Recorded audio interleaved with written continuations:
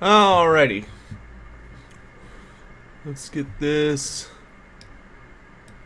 posted into the right places.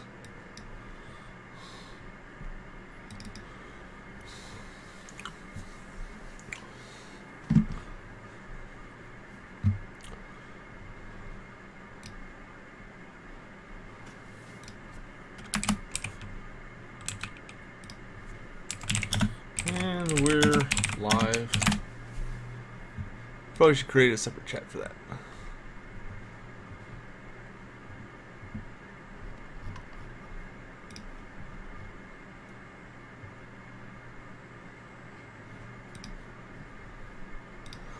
Okie dokie.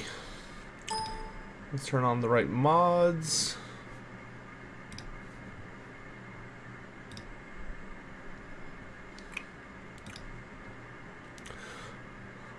Yeah, I saw the leak about the new DLC. We'll probably make a video about that today. I know screen's black. It's gonna be just a sec. I have to turn on all my stuff. Okay. Then I think we can just hit continue campaign. Actually, yeah. Hopefully that works.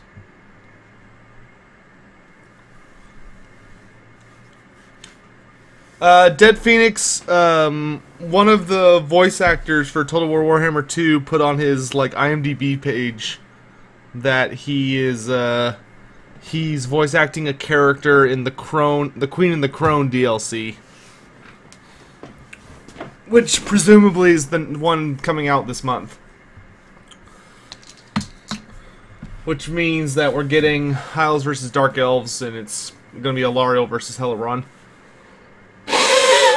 As I suspected. Zarkus, that comment made me sad.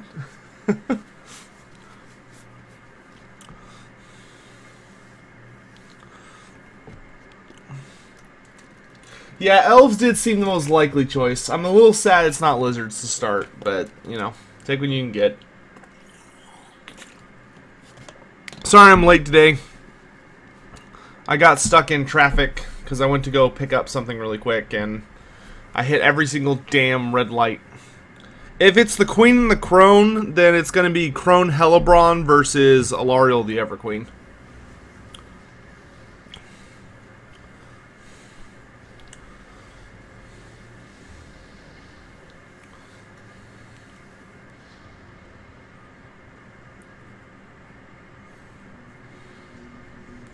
Which state do I live in, Leap of Faith? I live in Texas. Zargos, no, I do not have the Custom Lord mod on. Who's Hellebron? Hellebron is she's basically the head of the Cult of Cain. She's the ruler, or queen, essentially, of Harganeth. And she is incredibly scary. She's basically just a super hardcore glass cannon in tabletop. Like, she's the hardest hitting character in the game. And she is an absolute terror, but she doesn't have a lot of defense. Aren't the Phoenix King and the Everqueen supposed to make sweet, sweet babies? Yeah, they're supposed to. They didn't, but they're supposed to.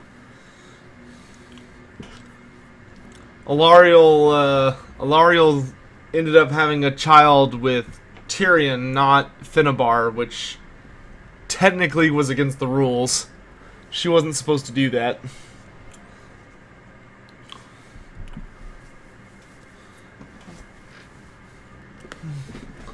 It wasn't a big deal that she slept with Tyrion. The big deal was that, as the Everqueen, it was her duty, essentially, to make sure that her child, the Everchild, as she's called, was supposed to be the daughter of the Phoenix King and the Everqueen. And that is not what happened.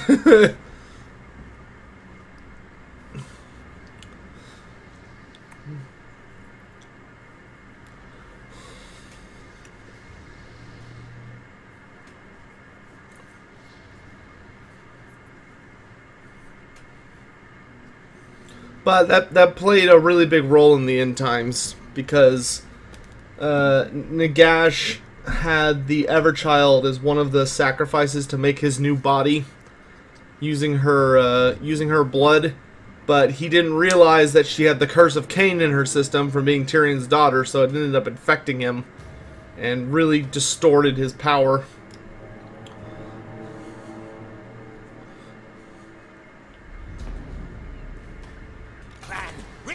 Alright. Okay, so our objective for this morning, if nothing else, is to kill Morathi's faction. Just to completely wipe her off the face of the planet. That is our goal. Also, good morning, everyone. Good morning, Undertaker, Murther, Great Book of Grudges, Pranyama, Leap of Faith, Cold Rage, Dead Phoenix, Zarguz. Hope you're all having a wonderful morning. Sorry again that we started just a hair late. I got stuck in some pretty nasty traffic, much to my annoyance. He can't make it to Hag Hall, can he? No. Okay, so we'll just wait here.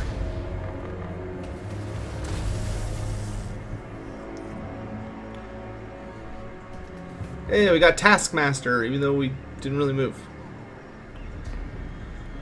There's always lag when I just start up the game, because I don't have an SSD, so my computer has to like figure out everything it's doing at first while it's picking up.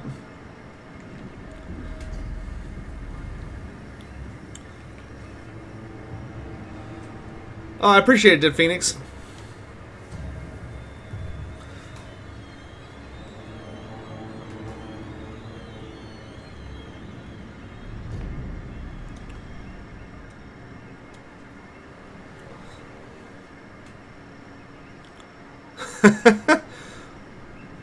Well, we'll be streaming this until, I think it's until noon, and then after that, there's a break for, like, I don't remember, I put out the schedule, you can see it on the YouTube channel, but, I'll be checking it myself in a little bit.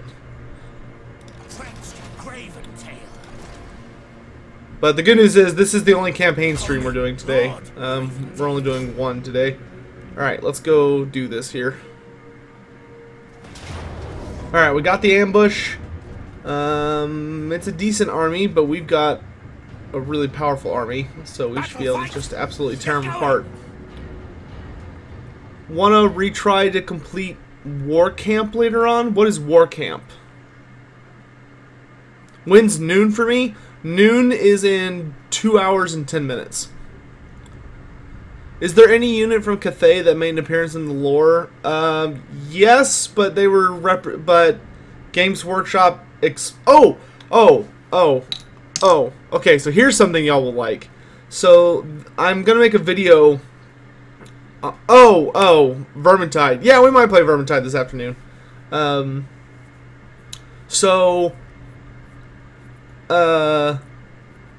What was I about to say? Alright, so they finally announced that the Warhammer Fantasy Roleplay 4th edition is coming out this year.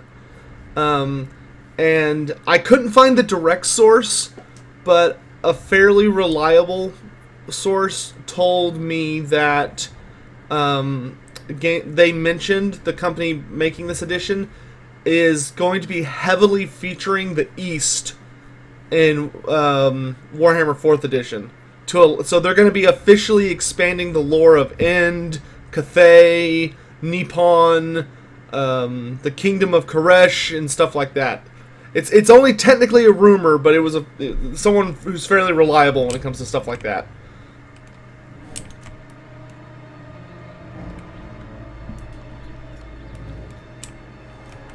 Yeah, the pen and paper one. They announced it on their website as well. Was you can bet your butts that we're going to be doing a campaign as soon as possible for that.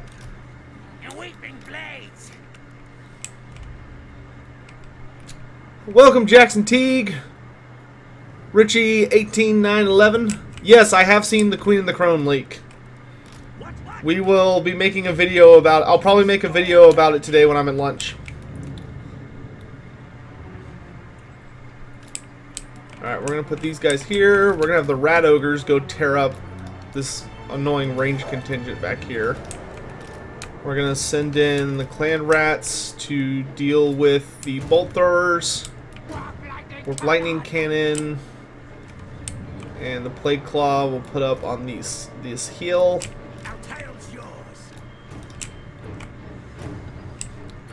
All the slingers.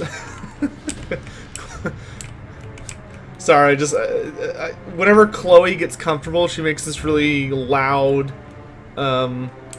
sighing noise when she's like comfortable, and she's making a lot of racket behind me. That's okay, Jackson Teague. The best thing about YouTube streams is that you can always catch them later. They always immediately upload afterwards. Yeah, I'm a little bummed that it's High Elves versus Dark Elves, but you know, we'll take what we can get.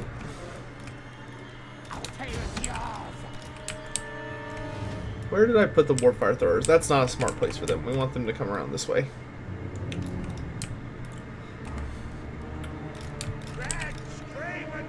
Alright, let's do this. Charge. Charge. Charge. Charge. Charge. We'll have that aim for the Lord. Aim this for this. We're just gonna have the rat ogres just plow into these ranged units. Whoop, away from the spearmen. Clan rats. Take out the bolt throwers. Rat ogres, let's go around. Okay, I'll have you take out the death hag. We'll send Tretch into this fight as well. Let's pop trophy heads on the death hag to make her not just absolutely destroy my assassin. I'm gonna pop Firmness Valor to get these guys out of my way. Running on this chick. Oh, rat ogres, right. Where are my warp fire throwers? Oh, let's move all these guys up. Get in there, tear them apart. Alright, the death hag is dead. I'll let the assassin deal with the sorceress. I'm gonna go take out the enemy general. Where are they? Where's the enemy general?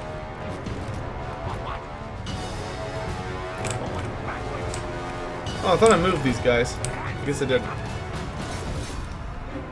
We're just gonna keep the rat ogres on them. Oh, they're there. There he is. Okay, we're gonna pop this on this big group here to give them a nice leadership buff.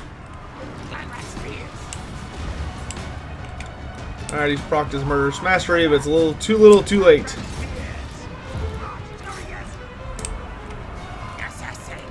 Just put the assassin out, and let's run over here and nuke these guys. Who do I think the Lisbon Legendary Lord will be? I think with all my heart it's going to be Ten Juan, the Prophet of Sotek. I would be so disappointed if it wasn't Ten Juan, which he is a skink for anyone wondering. All right, we're getting a good Dark Elf roast over here. Did my assassin die? No, he didn't. He's still around. Okay, let's pop a concealment bomb and go get this wizard.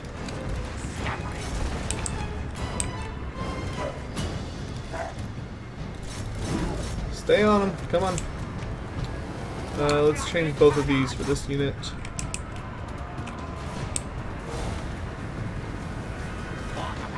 Send you in this way.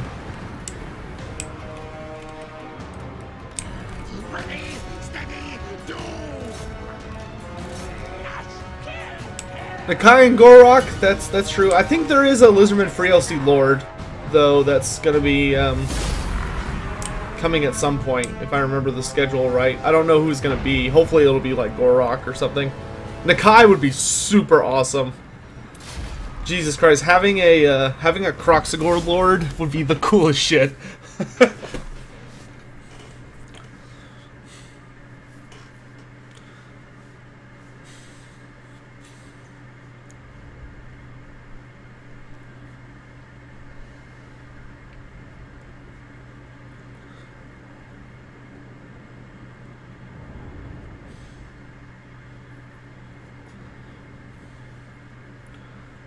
Gariberto, welcome to the stream, bro.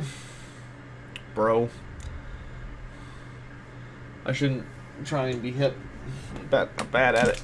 Okay, I need to charge my phone. It says 1% battery life.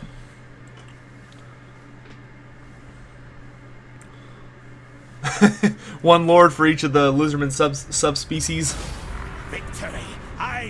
Alright, how are we doing on food? We're not doing terrible. I have pretty high replenishment, so I think we're just gonna eat them. Or enslave them, excuse me. Ooh, we got a hell pit attendant. Nice. We got another mechanic, who I will give to my warlock engineer.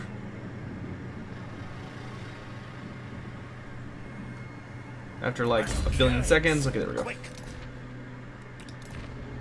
Let's give you the Helm of Discord, Gold Sigil, Dragon Bane, and not that.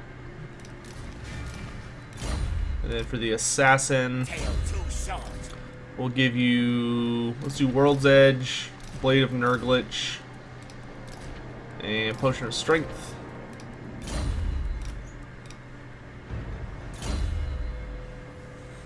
How do I get so high with my view? I'm using the better camera mod.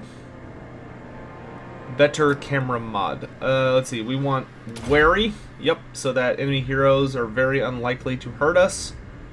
And then...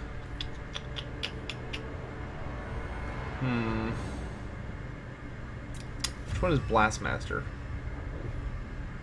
Ooh, that's pretty good. I also really like Corruptive, because that gives us more stacks of summons. Let's do speed, though. Alright, let's finish these guys off.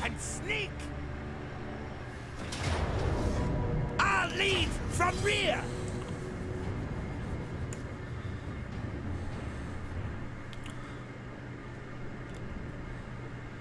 Dark Novas, welcome to the stream.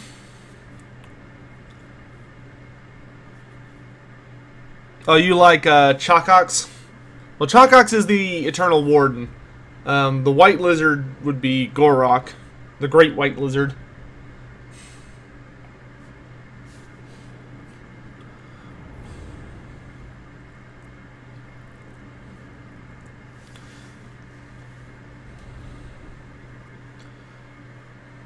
How would I make Hellebron's campaign different than Malekith's? I honestly don't know. Here, what I'm hoping is that they're gonna kind of pull King and the Warlord. And when I say that, what I mean is I hope what they're gonna do is they're going to make the campaigns like more difficult and interesting than just kind of the generic Warhammer 2 ones. Not to say the Warhammer 2 ones really feel very generic. They all feel very interesting, but you know what I mean. Alright, so we're just gonna kind of set up everything we need to as fast as we can here. So we're gonna leave the assassin out of the fight so he doesn't get accidentally gimped, because that would be super annoying.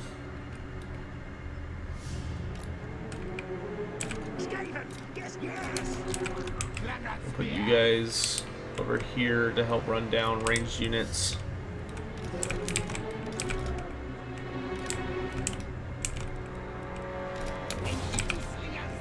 Also, how are we doing today, chat?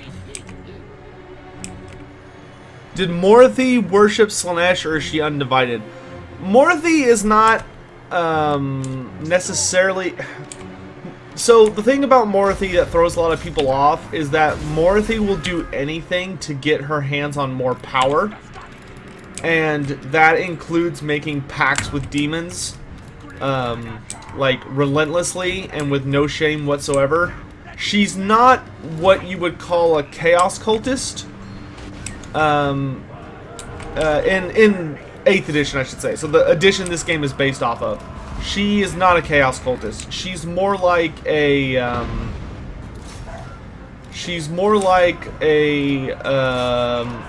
just kind of someone that will do anything for power. She doesn't serve any of the chaos gods. She kind of just serves her own interests. that being said, what she actually is she is the physical manifestation, or you could think of her as the main cultist of the Dark Elf goddess Hecate, who is the goddess of like magic or dark magic and some other nasty stuff. Hellebron is the living embodiment of Authority, who is like the jealous rival of Hecate. Hellebron and Morathi, by the way, fucking hate each other. They hate each other. Like, there are no two Dark Elves that despise one another as much as Morathi and Hellebron. So it's going to be really interesting to see the dynamic between the two of them. Hellebron is scary. I'm really excited that she's who we're getting. Like, she's scary enough with the Cult of Cain that, like, Malekith kind of does a lot of little things to try and just keep her, like, chill and calm.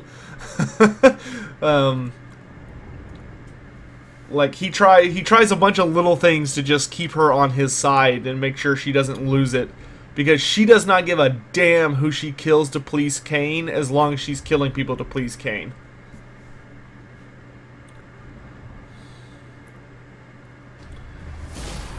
Nothing can stop Alright, hold on real quick. I've got to click that.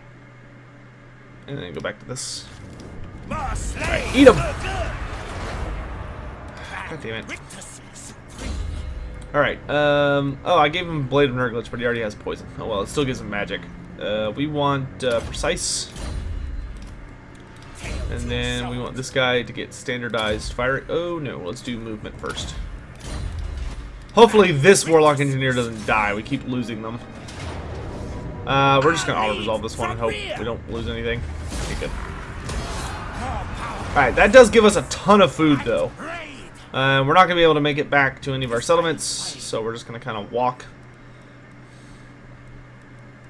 That way, if for some magical army spawns out and attacks me, I won't get just annihilated.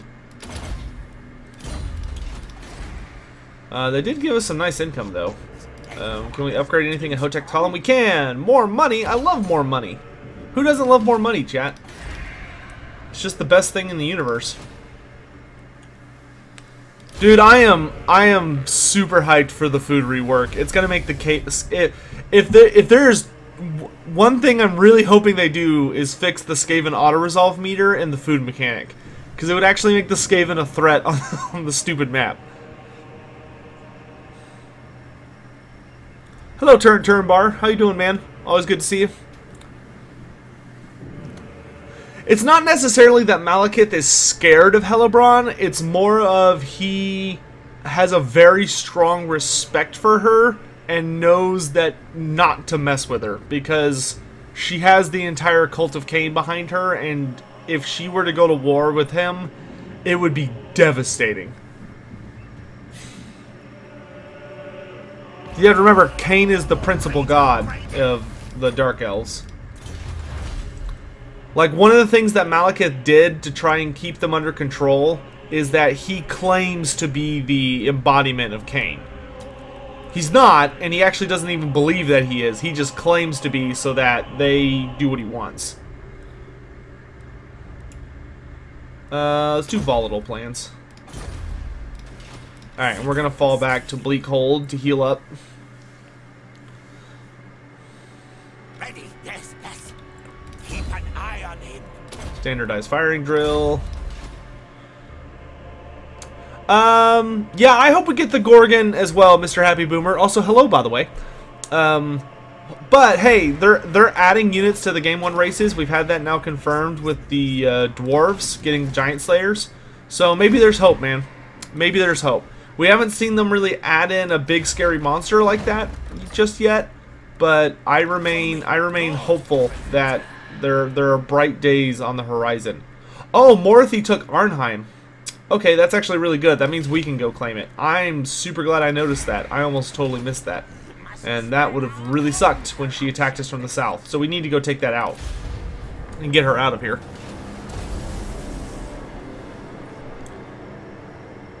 Murther, the old school dwarves are still around in Age of Sigmar. They just haven't had a faction book yet.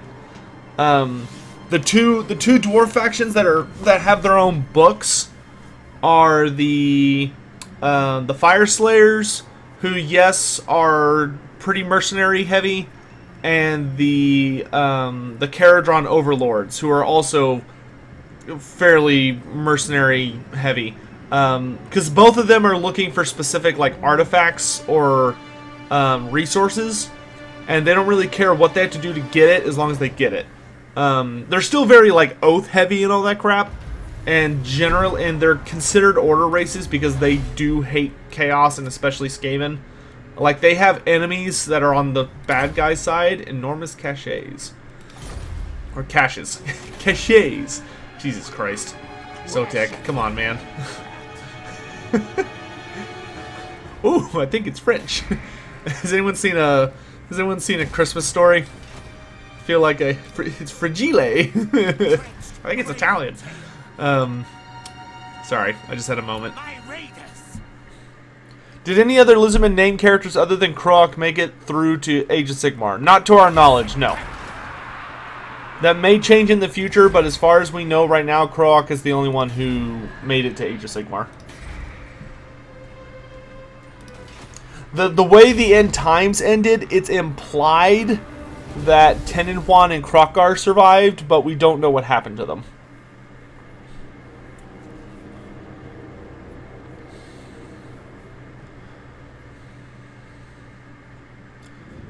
Dude, if Skaven get Vermin Lords, I don't even know what I'm going to do with myself. I'd be so excited.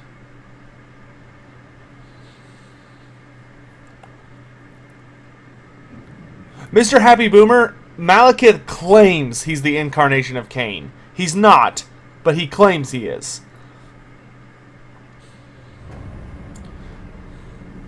He does it to basically keep the cult of Cain under his thumb. And even like Hellebron doesn't actually believe it, but because Malekith sort of placates her, she just sort of puts up with him. Is Grombrindal in Age of Sigmar? Not to my knowledge. I don't think he is. I think he wrapped up in the end times. But they're bringing Gotrek back, so you know, who knows. Let's get this settlement at level 2. That way we can make it defensible very quickly.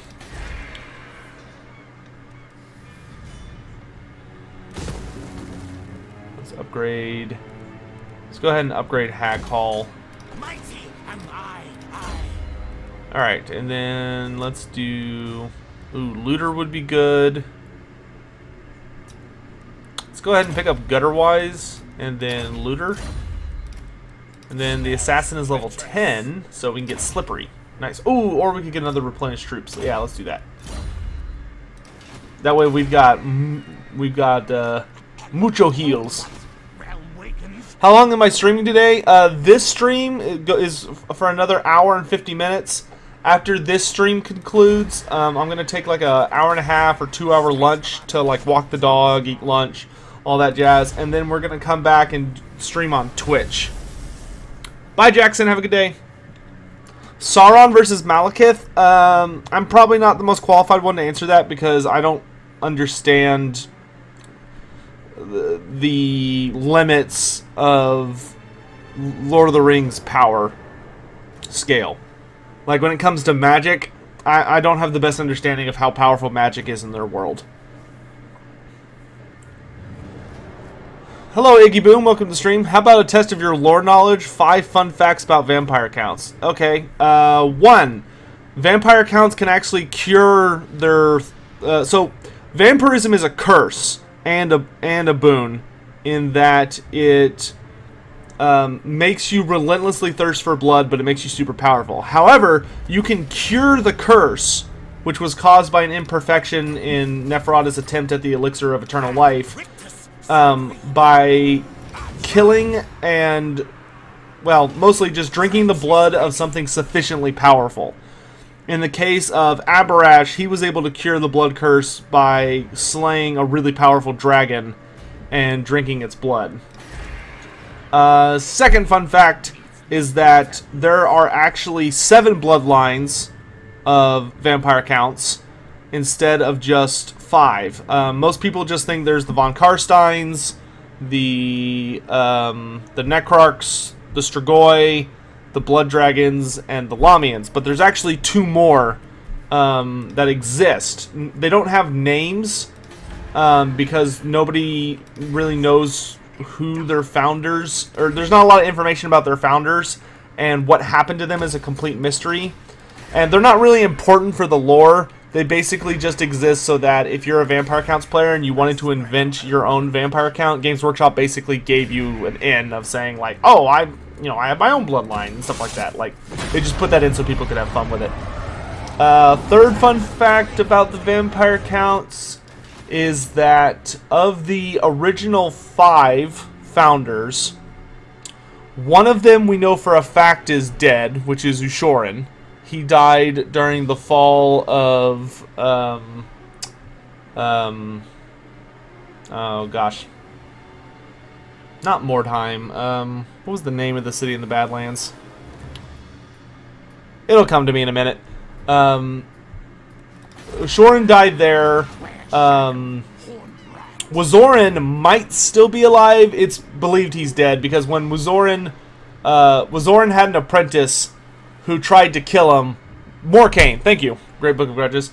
Wazoran had an apprentice, and the apprentice tried to kill him, but in his last second of life, Wazoran took over his apprentice's body and made it his own. And then he took on another apprentice named Zacharias, who also betrayed Wazoran, but from what we can tell, Zacharias actually successfully killed Wazoran. And took over his role as the leader of the Necrarch, or the most powerful of the Necrarchs. Vlad was the founder of the von Karsteins. He's obviously dead, except for in this alternate universe, this Total Warhammer, in which case he's back. Abarash is still alive and is basically a monk up on a mountain. And then Neferata is, of course, still alive and lives in the Silver Pinnacle in the World's Edge Mountains and runs like a super powerful secret society that tries to influence all the human races. Fourth fun fact about the Vampire Counts. What's another fun fact about the Vampire Counts? Vampire Counts actually have an art of necromancy called flesh crafting, which the Necrarchs specialize in. And what they do for it is they take random bits and pieces of various monsters and like people, and they stitch them together and then resurrect the entire amalgamate, and it possesses traits of all the different pieces. There's actually a rule set for it in the Warhammer Fantasy 2nd edition book called Night's Dark Masters, and it literally allows you to craft abominations. Like, they give an example of a spider ogre, which has the upper body of an ogre and the lower body of a gigantic spider. Terrifying shit.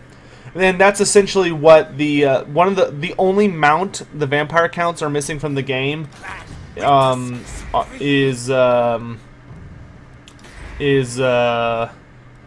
Abyssal Terror, which is essentially a stitched together amalgamation that's designed to resemble it's similar in power level to a griffin. Final fun fact about the Vampire Counts is that necromancers are not actually undead. All necromancers are alive. They're just they're very withered and aged, and because of what dark magic does to your body. Oh yeah, well yeah, the Coven Throne is also a mount, but that's true. Coven Throne. Forgot about it for half a second. There's your 5 fun facts. Hell Pit does a different kind of thing, where instead of Hell Pit is almost worse, because instead of taking a bunch of dead things and stitching them together, they take things that are still alive and stitch them together and chop them up, and you force feed them growth pills and all sorts of stuff. Like the Hell Pit Abomination. The Hell Pit Abomination is originally a giant worm, essentially like a world worm. Not like a dragon worm, like a worm, like an actual worm. And what they did was they basically just stitched a bunch of, and like force-fed it growth hormones, stuck a bunch of warpstone vats in it, attached a bunch of wood and wheels and structure to it, and then they just sewed on various bits and pieces of rat ogres, Skaven slaves, and just anything they could think of. They just added a bunch of shit to it and basically tortured it and made it go completely insane until it's this horrifying amalgamate of screeching death and agony. And then they push it out on the battlefield and let it kill people. So when you see a Hell Pit Abomination, that's the reason it has all the freaky heads and stuff, is because it's an amalgamate. That's not actually what it is. It was originally a simple creature that was much nicer, and not completely horribly distorted.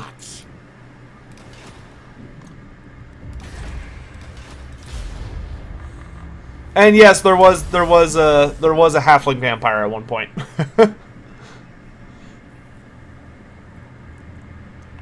Dude, Skaven are not nice. Like, is there anything I don't know? I mean, sometimes I have to refresh my memory on stuff, but I like to... When it comes to Warhammer Fantasy, I feel pretty fucking confident that there's nothing I don't know. If it's in the modern era. If you ask me about stuff from, like, the 1980s or the early 1990s, then I'm probably not going to know it because, A, I wasn't born in the 80s, and B, I don't give a shit about anything before 6th edition, because Warhammer World was wildly different back then.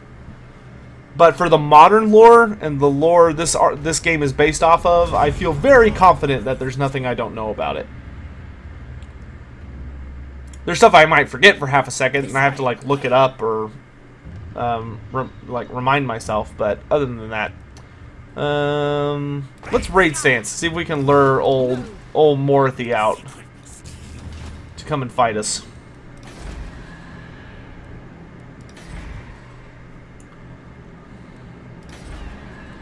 Alright, things are going well. And once we've got this area suitably upgraded, we're going to get ourselves a new lord. What's a Dread Saurian?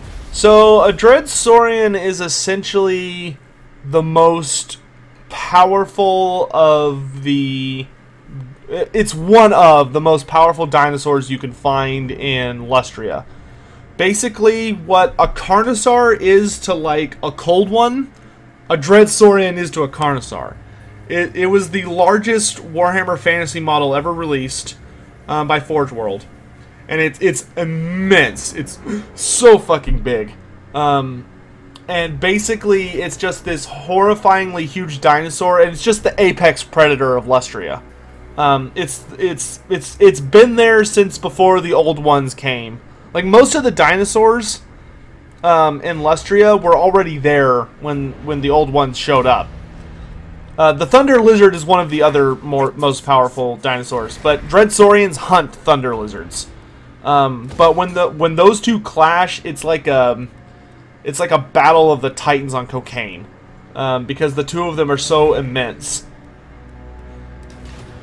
Which, to put into perspective how big a Dread Saurian is, remember, it hunts Thunder Lizards, and Thunder Lizards are so huge that Thunder Lizards, when one of them was fighting a sea monster, it just sort of ran into a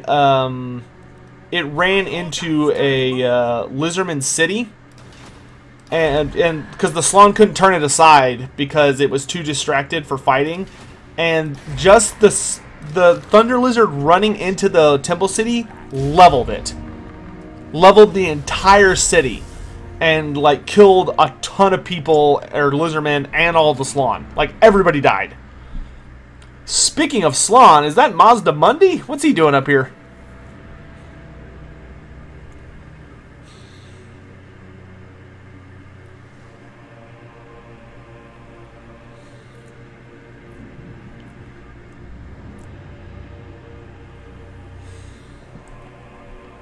Maybe we can be friends with him since we've been at the war with the Dark Elves so much. Hey, Professor Pone. Hey, Tristan. Hey, Immorty. Morathi, sorry. Professor Pone, where can Werekin are literally just Norskins who have been a little too blessed, quote unquote, by the gods of chaos, and basically all their mutations allowed their... They're kind of like Beastmen in a sense of that when chaos first came into the world, Beastmen were created one of two ways. So when chaos initially exploded into the Warhammer Fantasy world, Beastmen were created one of two ways. The first was that all of the warping energy that coursed over the world caused like animals and people that were close to each other to fuse together and make an amalgamate creature. The other way that it did, and the primary way it created Beastmen, was that when all of that chaos warping energy surged over people, it basically turned them into their inner demons and their inner animals. So Beastmen are basically just people whose animalistic and horrible inner aspects have become their physical form. Do you want to be friends? No, you hate me too much. But at least you're not at war with me. So I'll just take what I can get for now. Oh, he's not even at war with Morathi. He's at war with Crone. Isn't that interesting? Alright, and we want to save up for the fortified entries at Val's Anvil. And the Werekin, as I was saying, the Werekin are just modern Beastmen, essentially. But the way that their mutation expresses is that they burst out of their flesh. So, like, they look like a person, and the reason they're called, like, skin wolves and Werekin is because they literally, like, burst out of their body, so all of the flesh of their former self is like hanging off of them and like attached to them. So they're these horrifying wolf creatures that are covered in blood and guts of their human form as they ripped out of their own skin. Toad dragons for Nurgle mounts would be cool. Toad dragons are pretty OP.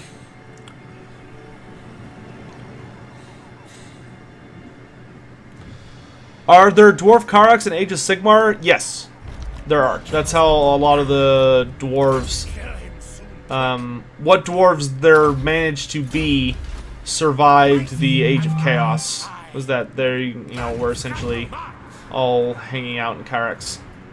Alright, we're going to see if we can cut this guy off.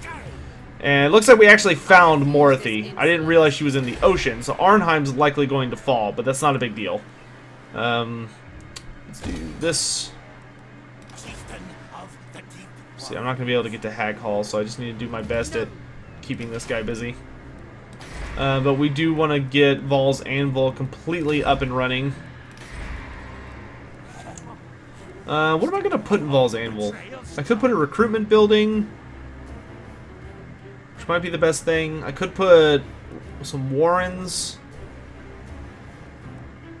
or a rubbish pit.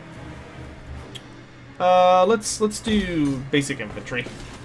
That'll work.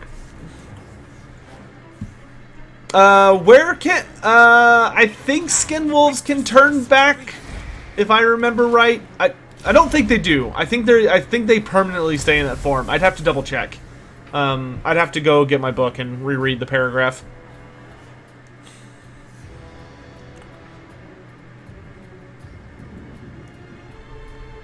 Alright, so she's going to recapture Arnheim, which is fine. It's not a huge deal. And he's going to ambush. Okay, good. So we'll be able to go get him. Are clan rats brown furred? Clan rats have a lot of different fur colors. Primarily, they're brown fur, if they even have fur. Clan rats are pretty low on the totem pole. One question in regard to Warhammer knowledge. Who is Air Dr. Freiherr Wykes? If that's from a specific novel, which I think you said it's from the Witch Hunter novels, I've not read the Witch Hunter novels yet. It's on my to-do list, but I haven't read it yet. It's hard for me to read these days. I have to do a lot of prep and I have to tire myself out to be able to be calm enough to just sit and read. It's on my to-do list, but I've got a bunch of Legendary Lore books I gotta get through for potential videos. Alright, so we know they're ambushing around here, but their army is smaller than ours, and we're Skaven, so we're just gonna sniff them out and take the ambush, because I ain't scared no elf. Where are you? Come and get me. Yeah, okay, and they failed, good, they failed to ambush me. So actually, I'm gonna decline the attack, That way I can get a counter ambush. Because I'm Skaven. Ha!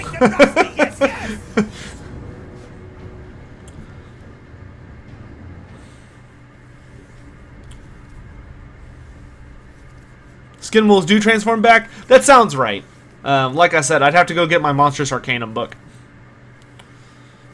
Also, welcome, Kopesh. I don't think I've said hello to you today.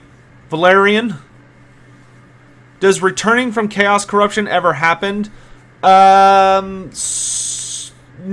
really. Like, if you get a mutation is permanent unless you literally cut off the offending appendage. There is one person, who has been officially noted as being a champion of chaos, and then they chose to die not under the Chaos God's influence, and that was Lord Mortkin, the Lord of the Black Iron Reavers, who features in the 8th edition Big Red Book, which was like the big rule book. He destroyed the city of Volganov.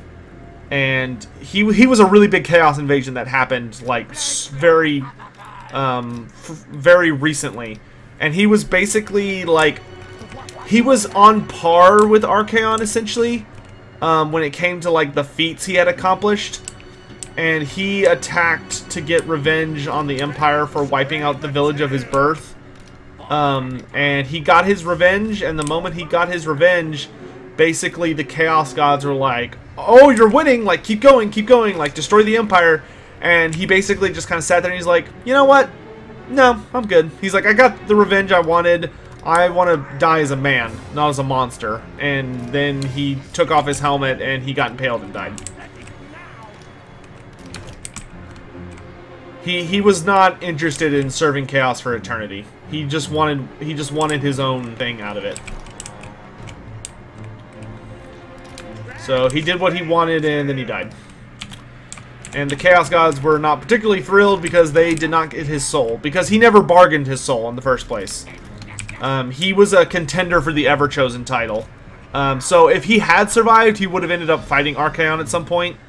Which would have been an awesome story, quite frankly.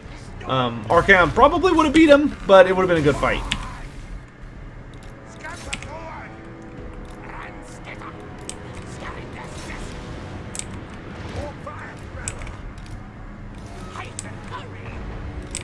Alright, let's get these Rat Ogres into all these Black Ark Corsairs, because they can absolutely destroy Black Ark Corsairs. And then we've got the Lord pack going after the enemy Lord. Let's start dropping some Warp Lightning over here.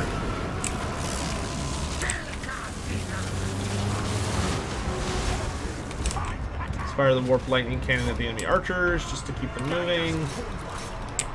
Move up that Warp Fire Thrower.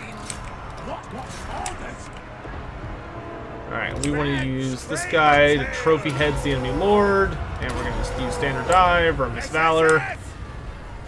The assassins on the enemy lord, I'm going to wait until I get close and pop that to get everybody away from her so I can jump on her and tear her apart. We're going to summon some Skaven over here. We've got Warp Fire Throwers shooting into the conflict, which is awesome. Let's see.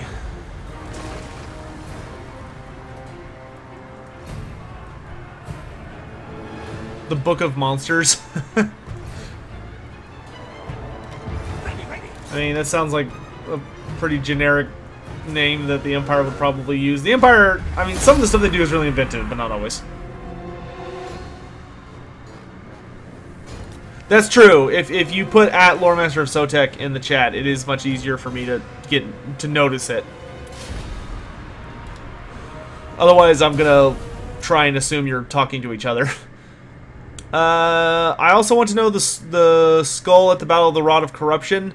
I'd have to double check it, but that's either a Thunder Lizard or another Primordial Beast. But Thunder Lizards are literally colossi, so it could very well be something along those lines. Written by a vampire. The vampires are very uninventive. Like, if there's one race that has a really does a fairly shitty job at naming things interestingly, it's the vampires. Like, they will just name things very literally, and usually whoever figured it out first is the person whose name is, like, in the spell or ability or whatever, and they never change it. Like they are not an inventive people, which is kind of hilarious. Alright, ooh, Tretch is getting pretty spooky. Let's grab... Ooh, I kind of want Molder knowledge, but I also really want engineering skill. Let's get engineering skill because we're gonna get a Doom Wheel back in this army. And we'll finish you off, kill you for food, and then we're gonna run down south to go see if we can catch Morathi.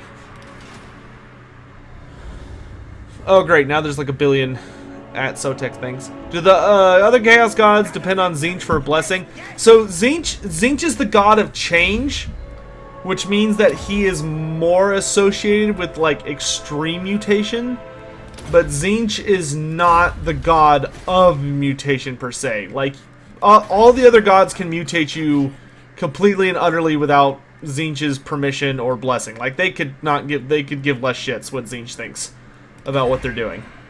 They do not require his influence to mutate. Otherwise, Tzeentch would just be above and beyond the most powerful god. Like, no questions asked.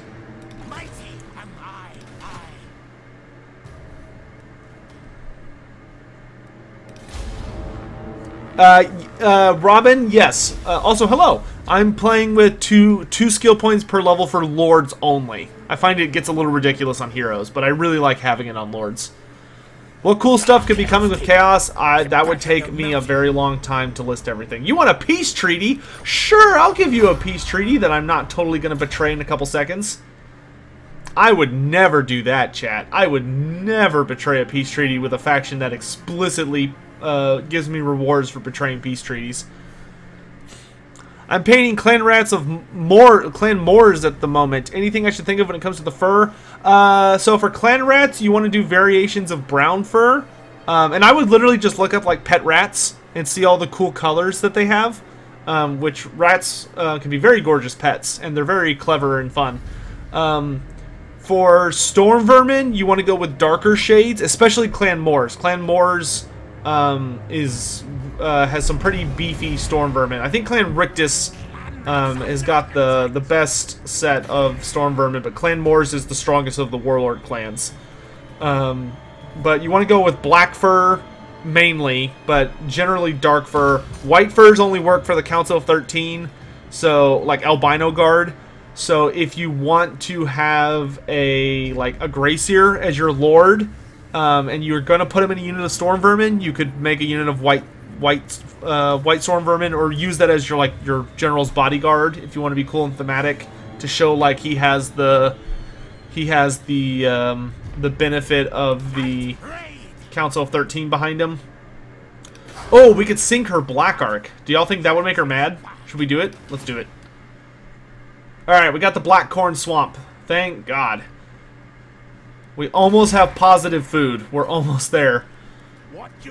Alright, so we got more money coming in there. We really need to upgrade Bleakhold. What do I want to build here? We could allow for Rat Ogres to be built here. Let's just get a Rubbish Pit. No, let's do Growth. Growth, and that'll give us more healing as well. Let's see if we can catch this Black Arc and sink it.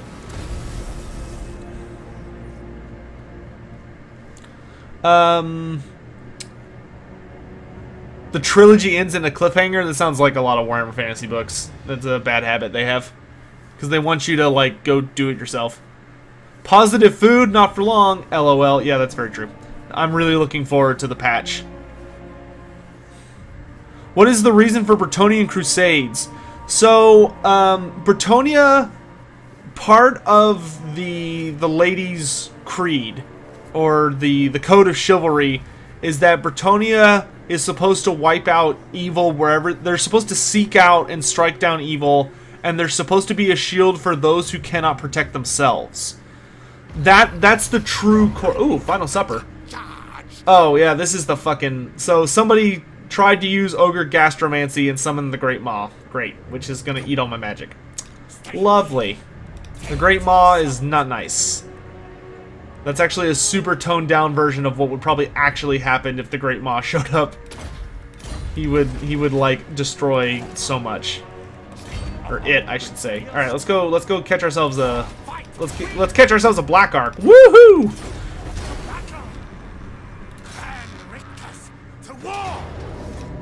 Boop. Nothing can stop me. Whoops, did I do that? Alright, now we'll retreat back on land and go back to War of Morathi.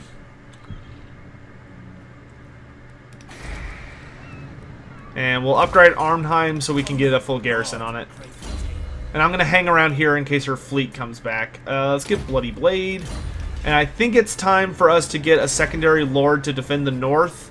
Just in case someone like Malekith gets handsy. Or, we should probably defend Val's Anvil.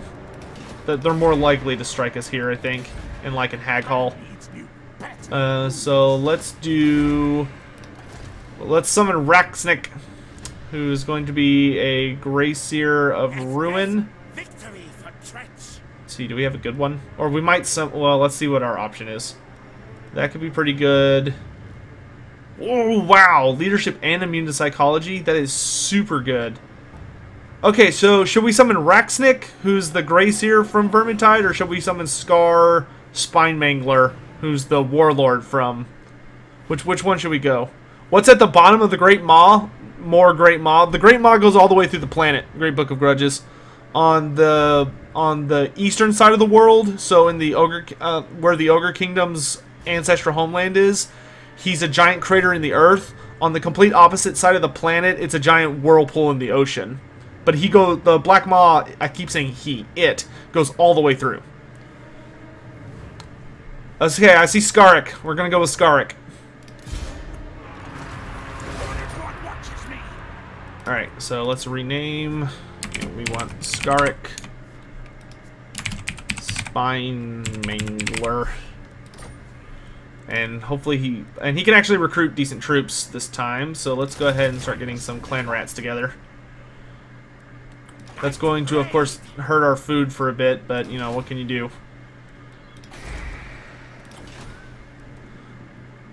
Let's see.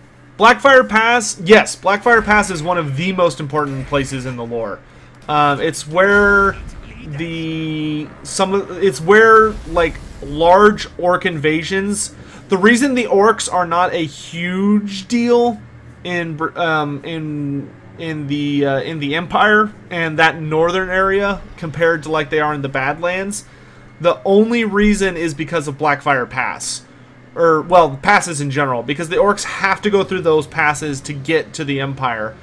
And the most important one is Blackfire Pass, because that's the closest one to the orcs, like, powerhouse of the Badlands. And there have been 3 battles of Blackfire Pass, which have basically been orc hordes of orc was of unimaginable size have gone into Blackfire Pass, and 3 epic battles have been fought there. There have been people who have just managed to get through it, like man,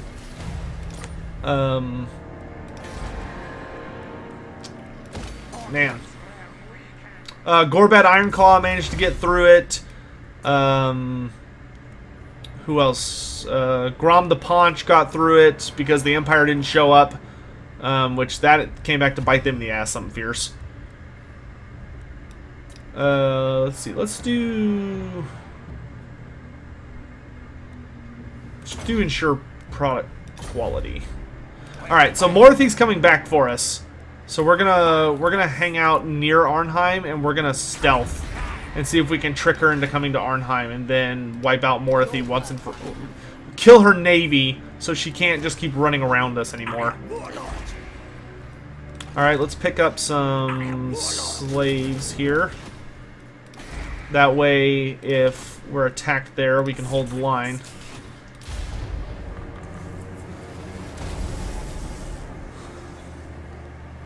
But Blackfire Pass is where the true alliance of the dwarves and the Empire was like solidified for all time, and it's also how that was Sigmar's greatest victory early in his life. That's how he became emperor and formed the Empire, was leading up to the first battle of Blackfire Pass.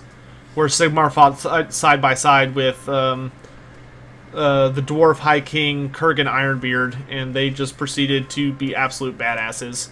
And that was one of the strongest WAs in Warhammer history, because that WA was basically caused by the Black Orcs being kicked out of Tsar Nagarund. When the Black Orcs lost the Slave Rebellion and got kicked out, a huge army of Black Orcs, which the world had never seen before, essentially went over to the Badlands, ended up crawling up through Blackfire Pass, and they barely, even with Sigmar's help and the dwarves, they barely stopped them.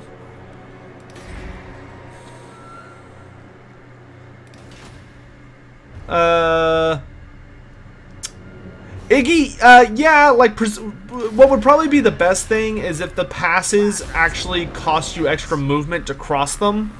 And, like, as a player, you could totally park an army there and just defend the pass. Unfortunately, there's stuff like the Greenskins can just kind of underway stance. Or, oh good, she fell for the bait. So, you know, all that's kind of a pain in the ass. Marco Polish, have a good time, man. Take care. But unfortunately, they just weren't able to do it. Like, you can get a unique map if you fight there, but there's just not really a functional way, it seems, when the game came out to make passes like crazy cool fortifications. That being said, some of them are like there are legitimate passes on the map that actually have settlements defending them. All right, so Morathi is close. She's right where I want her. So now, do we try attacking her at sea? I have a bad feeling if I attack her at sea, my army's just going to get, like, absolutely, like, pooped on. So here's what we're going to do. We're going to move into Arnheim's sphere of influence, and we're going to ambush again. So if she attacks the city, I can rally to its defense, and she'll be like, oh shit, there's a big army here. Alright, can I upgrade anything in the main area? Not yet. Let's go ahead and upgrade Bleakhold Fortress then, so we can get some more goodies. And we're actually going to go ahead and change this area. Okay, maybe not. We won't change it just yet, but I want to get this one to exploitative planning so we can get more food. And let's summon a Scheme of Doom, because we're currently at war with Malekith, and we want to do what we can to slow him down, so we're going to send a Doom Engineer to go blow up Nagrund, just to keep him busy.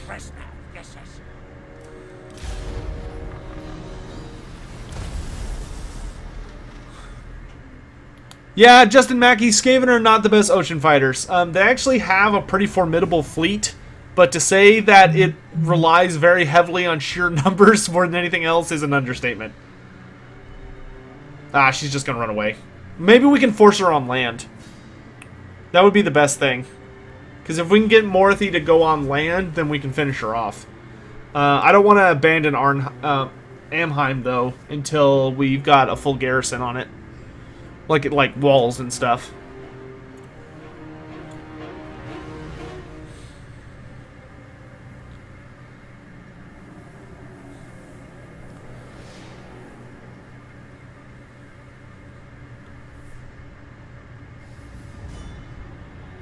The strongest naval faction in the Warhammer Fantasy world is the High Elves. The next strongest would be the Dark Elves.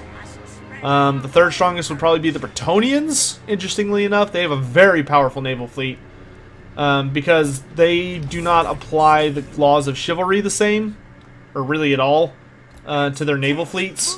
So they use a bunch of technology and stuff that normally they consider unchivalrous, because it's peasants on ships manning it, not knights. And peasants are allowed to use things that knights would never consider using, like cannons, for instance.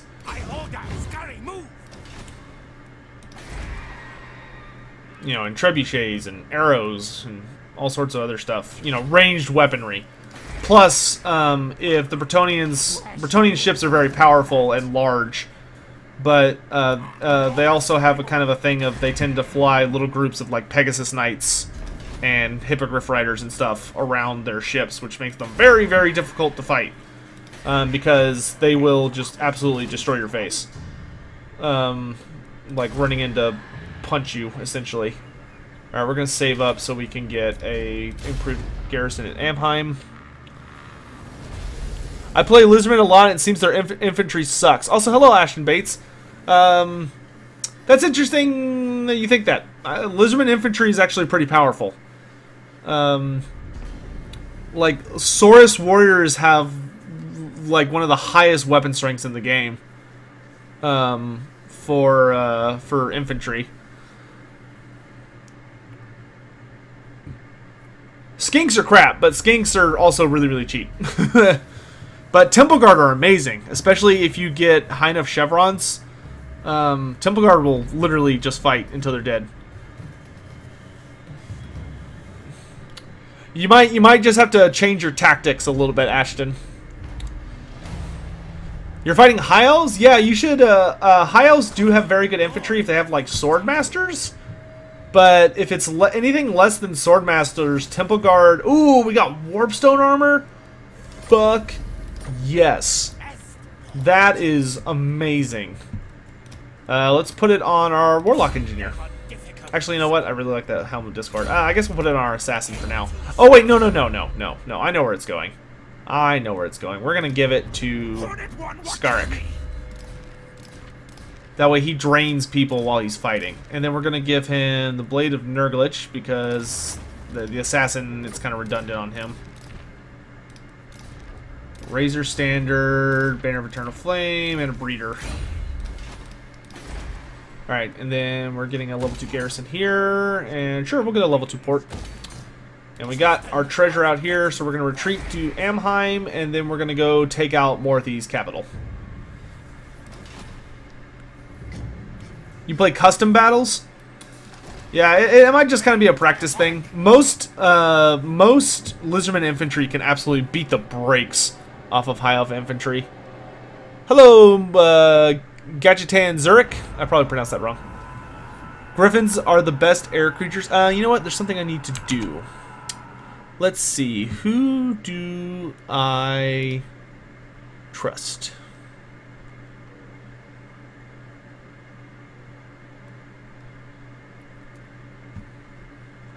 Who's been here pretty much every day? A lot of you have. A lot of you have been really good.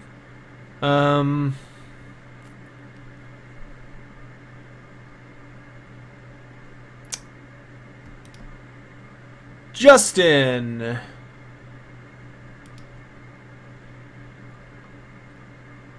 Andrew. Okay, Justin, you're now a mod.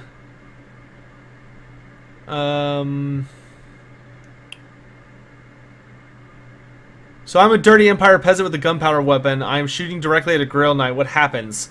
The bullet will probably miss because the aura of the lady will turn it aside because it's unchivalrous and cowardly. Tristan, you're also a mod now. Do your jobs. If you do a bad job, you'll be fired. What am I continuing about? Oh, after Bretonnia would be the Empire, then the Warriors of Chaos / Norska.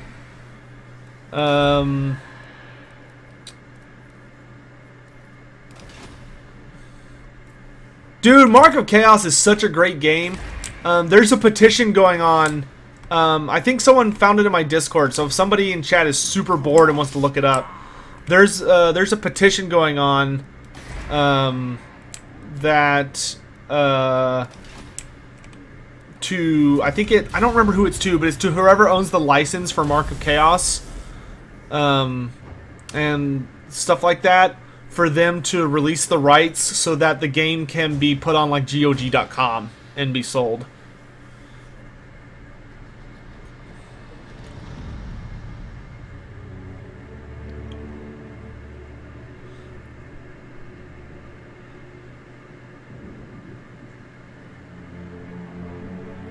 Also, yeah, even if you hit a Grail Knight with a bullet, he would probably dodge it because Grail Knights are fucking ridiculous. Like they are They are ludicrously fast, ludicrously strong, and they're very tough.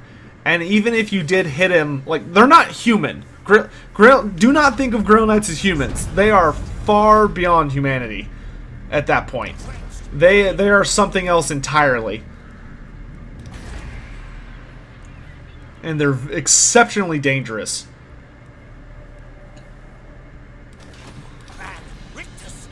You know, there's a reason that lore-wise, like, Blood Knights, like, one of the best fights for a Blood Knight is to go up against a Grail Knight. Like, that's one of the most classic matchups in Warhammer, in Bretonnian literature. Like, that's the ultimate showdown.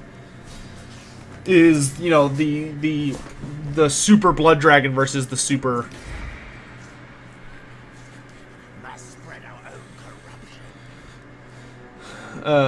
Grail Knight.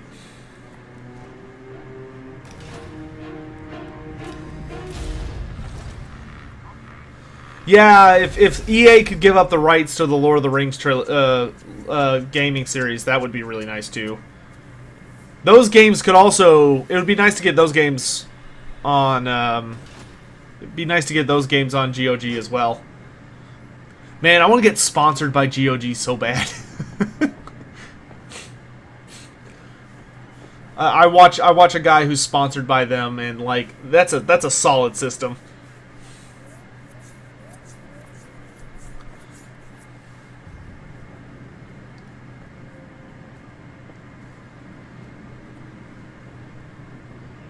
I don't agree with that, Izzy. I think it's more of a I think it's 50-50. It depends a lot on the Grail Knight in question, but it also depends a lot on the Blood Knight in question. Or the Blood Dragon in question. There's a lot of variety among both of those two factions. Am I hyped for the Dwarven Giant Slayers? Yes, especially for multiplayer. Alright, bye Nagrand. Kaboom.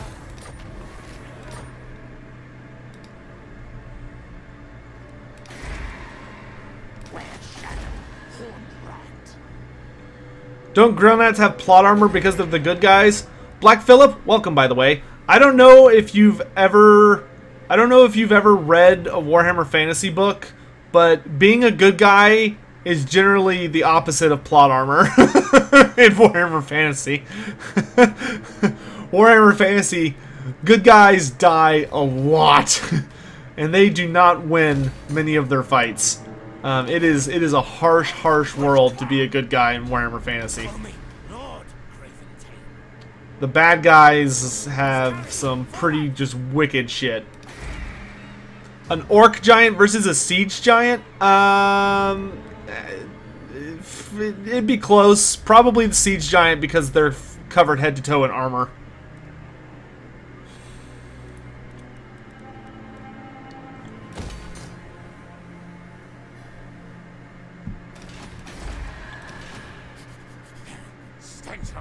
Well, here's the thing, Izzy. A blood dragon is still a blood knight, just like a grail, a lord or king or duke with the grail vow is still a grail knight. Like, they're still on the spectrum. they're not like, you can't like say grail knight and it only infers like the most basic version. Like, you have all the implied versions all mixed together.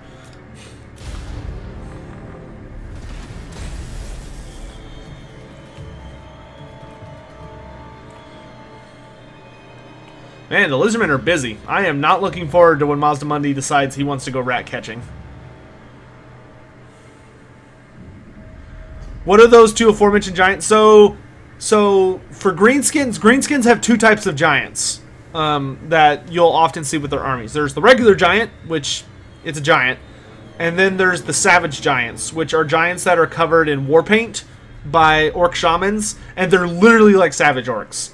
So they have that weird mystical bullshit that lets them, like, that makes, like, cannonballs and stuff veer off and miss them.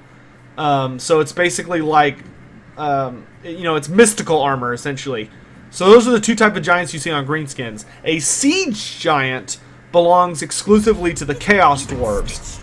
And basically what it is the Chaos Dwarves, they take a giant, they cut off their hands, and a good portion of their front arms, and they attach these giant claw hooks to them, and then they cover them head to toe in armor by literally bolting and pressing the molten armor directly onto their flesh so it's fused to them, and they cover them in hooks and all sorts of spikes, because what the Chaos Dwarves will do is they'll also like forcefully bind runes to them that basically make the giants go insane with hatred and agony. And what they'll do is they'll unleash the giant during a siege, and the giant will run forward with his giant hook hands and just start killing shit and knocking over towers, and it allows him to like basically gouge into buildings and pull so that the building is torn apart. But what's really special about siege giants is they're designed to die. They're so suicidally angry and in agony that they run forward, and when they inevitably get killed, because the enemy's going to focus everything they have on the giant, they fall, and wherever they land, because their body is covered in hooks, the Chaos Dwarves have purposely designed them as makeshift siege towers. So when the giant falls over and dies, all the Chaos Dwarves and all the Hobgoblins and all the Chaos Warriors will just climb up the siege giant, because he's been designed as a giant stepladder, essentially. He's basically a ticking time bomb. So he's very, very dangerous. But, you know, being covered in essentially plate armor and having giant hook hangs doesn't hurt when it comes to making him more dangerous either. I saw somebody ask about Albric. Albric never took the questing knight vow, is the thing. He's basically just a he's a duke who's accomplished a lot of things, and he's a fairly okay duelist, but he had virtually no lore. Like, the reason CA picked him is because he was a good pick for this alternate universe, or AU as they're called, because CA was literally just able to make up whatever lore they wanted about him. We knew absolutely nothing about Albric until he showed up in Total War Warhammer. There is one story that features Albric.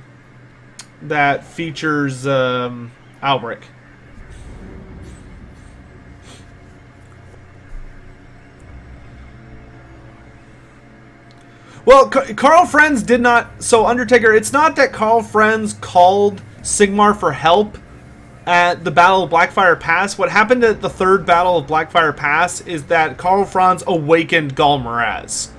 Like, he unleashed the full potential of Gal Maraz. But when Karl Franz is on the battlefield wielding Gal Maraz, he's always at that power level. Karl Franz with Gal Maraz is a monster. Like, he is a terribly scary character. Hey, Patrick, how you doing, winner? You doing all right?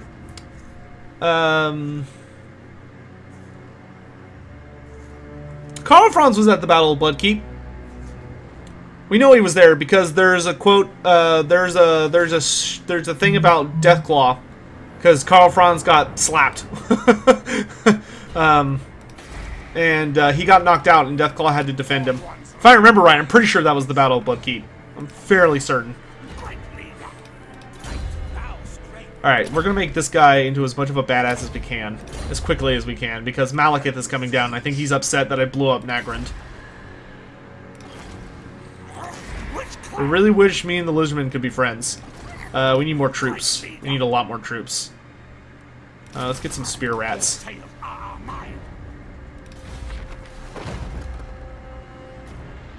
Sure, let's get the Clan Rictus Stone. Yeah, the one where Deathclaw defended Karl Franz for like years. If I remember right, I think that was the Battle of Bloodkeep.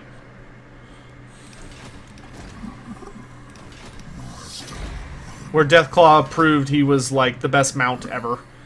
And whenever someone says they want the Imperial Dragon, I cry tears, because Deathclaw is such a good boy, and he deserves to be loved.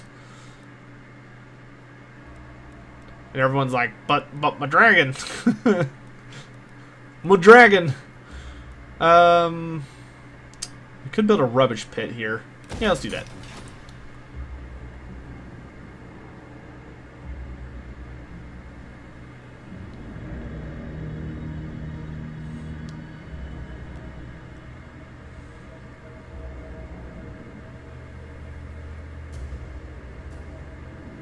Gabo and Dov mentioned Albrecht that he's actually bad at naval combat. Yeah, well, it's weird because, like, he's designed to be like a naval lord. And I think he even... Doesn't he have campaign buffs for fighting at sea or something? But if they want him to be good at naval battles, they need to just make him good at naval battles. Like, whatever. He's a big... You know, he loves Mathland. Cool beans, whatever. Just, you know... Fine, CA. Just make him good at something. Tristan, it's unlikely. I don't think they want to do the end times that much. I think if we were to get the end times, it would be as a final DLC for the game, not as a as the main focus of Game 3. I think it would be like the last DLC would be adding like a bunch of end time shit. That would be a good way to send off the game. Unless Warhammer like does so amazingly that CA is like, oh, we can't stop Warhammer forever.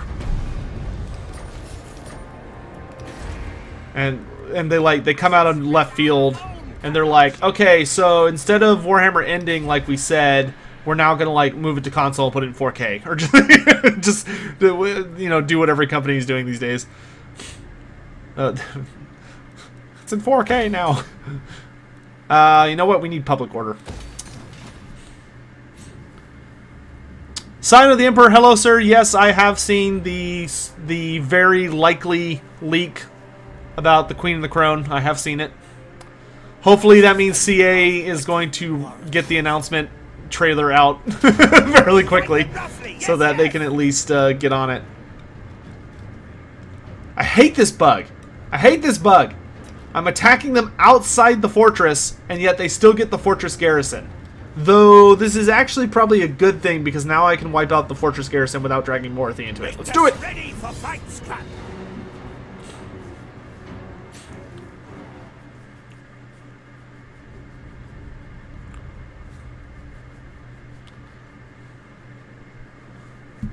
Yeah, basically the end game of any campaign you play on Mortal Empires is functionally the end times, because when Archaon descends from the realm of from the Chaos Waste, that is technically the end times. Black Phillip, I don't know about that. I don't know. I can't comment on that either way. To my understanding, the Tomb Kings or Warhammer 1 did fantastically well. Because you got to remember. You have to remember that Warhammer Fantasy did so well that they ended up having to change their plans for the trilogy to expand it. Because it did so phenomenally well. I think the Beastmen suffered because they were so early after development that either they didn't anticipate the game doing as well as it did, or they didn't anticipate... Here's the thing. When it comes to Beastmen, I think CA did not understand what people really wanted in a DLC. And it was kind of, you know, I mean, it was the first of its kind. It was an experiment, and they kind of just put it together to see what would stick and what would work. And I think, unfortunately, they focused too much on trying to do, like, the solo campaign and all that other stuff. Because, let's face it, if they had completely dropped the development of the solo campaign, they probably could have afforded to give us 1 or 2 more legendary lords, and or at least the Jabberslythe and the Gorgon. We probably could have gotten the full roster if they had just not put in the solo campaign. And that's unfortunately something the Beastmen will just have to deal with, or Beastmen players, is that we're just not going to have access to that material until the day comes that CA decides to update the Beastmen roster, which I believe that day will come. I do believe that day will come. But But yeah, the solo campaigns were probably the worst implemented thing that CA ever did, except for the Mortal Empires campaign. But the Mortal Empires campaign is actually like decent now, and hopefully it's just going to continue getting better because they've been doing a really good job of just rolling in bug fixes. Whenever they release a new patch, they essentially just fix a couple things, and as long as they keep that up, I think we'll be fine in the long run. Where are my clan rats? I want one unit to guard these warp fire throwers in case a unit spits out here. We're just gonna melt these elves as they come out. And we'll put our characters right in here.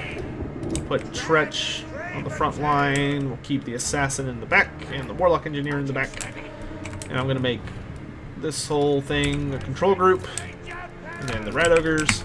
Fun fact, when playing this game, if you ever see a reinforcement coming in, the reinforcements will always come out on it or to the left.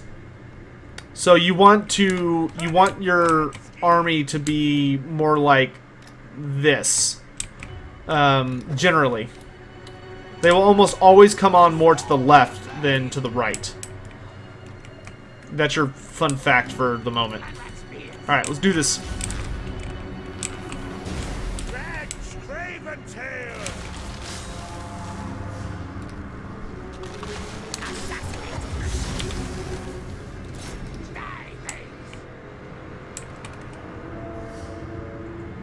This is the garrison, right? Oh yeah, see, they had a little delay when coming on. And we're just going to absolutely tear them apart. Okay, good. We got the assassin on this chick. We pop Slippery and the Potion of Strength. And then Tretch, I'm going to try and get onto the Death Hag. We're going to pop this. We're going to pop this. We're going to pop Trophy Heads on her. And Standard Die. Warp Fire Throwers, we're going to scoot up just a bit. And we're just going to watch all these guys get absolutely deleted.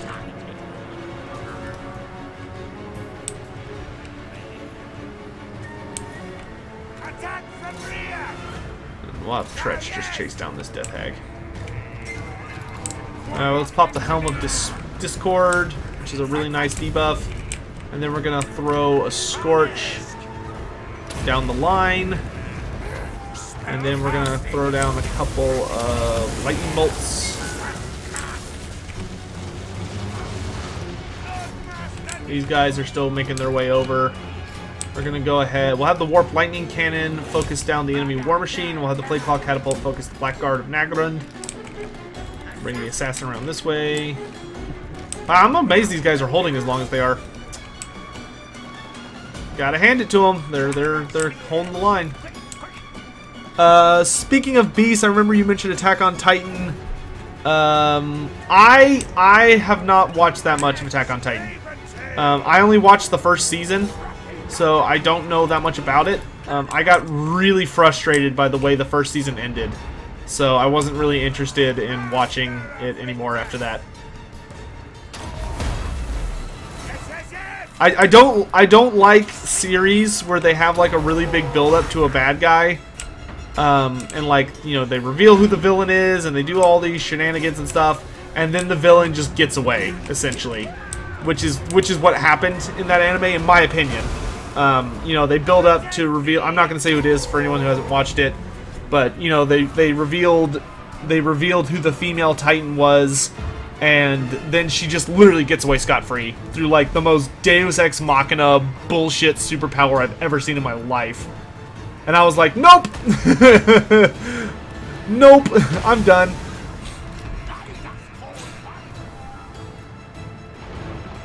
Like, you already had me at this crazy turn into Titan superpower, but now you've introduced this completely other bullshit superpower that this one character now has out of nowhere. And I was just done. I just was not interested anymore. Ooh, Tretch got beat up a little bit.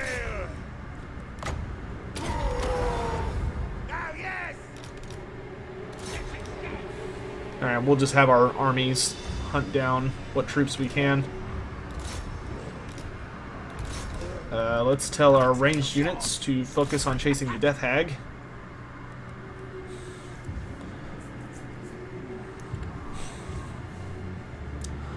Let's see. Yeah, the Beastmen campaign. Here's the thing. The mini campaigns would have been perfectly fine and would have been fun to play if you were able to play as multiple characters. It makes absolutely no sense to me why anybody at CA thought that anyone would want to play a campaign where you could only play the same character every time, single player, by yourself, never against a human opponent, never with a human ally. It was literally buying a single player campaign for Total War. Like what Total War would be like if it was a console game. I will never understand the decision-making process behind that. That was easily the stupidest thing that's happened in this entire series. Because it was basically just them looking at... Which I know I'm sounding very harsh right now, but keep in mind I love this series, so I'm very critical of it. That was the biggest example of them being completely out of tune and not at all understanding what it is their player base likes about the game. And how they even thought anyone would like it is completely beyond me. That was absolute financial suicide. That's why, to my opinion, this day, the Beastmen DLC remains the worst DLC by far. It was an absolutely idiotic plan. I don't know what they were thinking.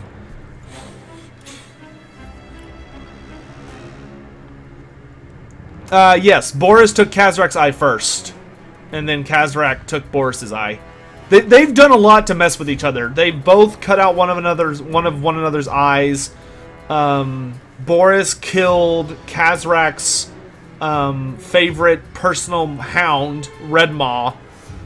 He's also killed numerous of Kazrak's spawn, or children. Kazrak killed, I think, 1 or 2 of Boris's kids. And many of his friends. Whenever one of them likes something, the other one always tries and kills it, and is usually successful. Those two have an ugly rivalry.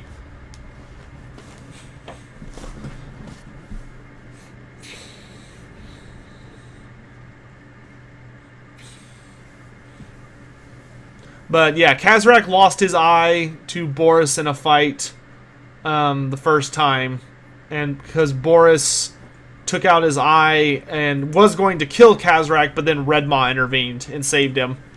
Because Red Maw was a good boy. It wasn't really that well explored, Izzy. It's sort of a random comment that gets made.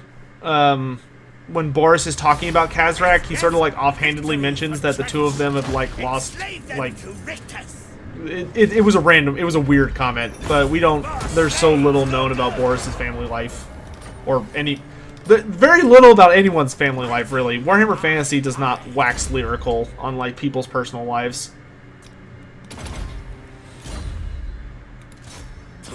To battle! Getting help! My raiders! Let's back up just a tiny bit more and do an encampment stance and see if she comes out. But we hurt the garrison, which isn't actually going to help us that much because I took more damage than I meant to.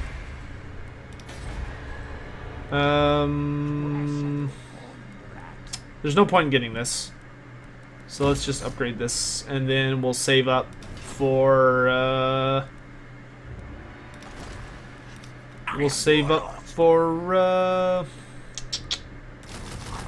Actually, I don't think I'm going to bother with shields just yet. Let's just grab regular clan rats. We're going to save up to upgrade our main fortress. Who's the cutest Skaven?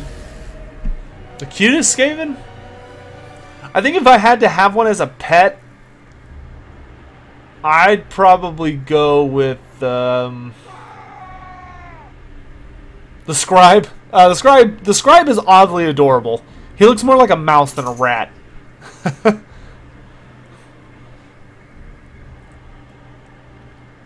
See, definitely not Skrulk. Definitely not Deathmaster Snicketch.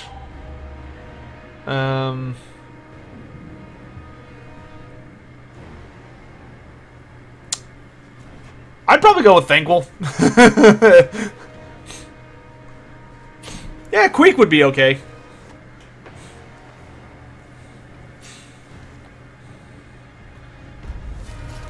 The Brood Mothers.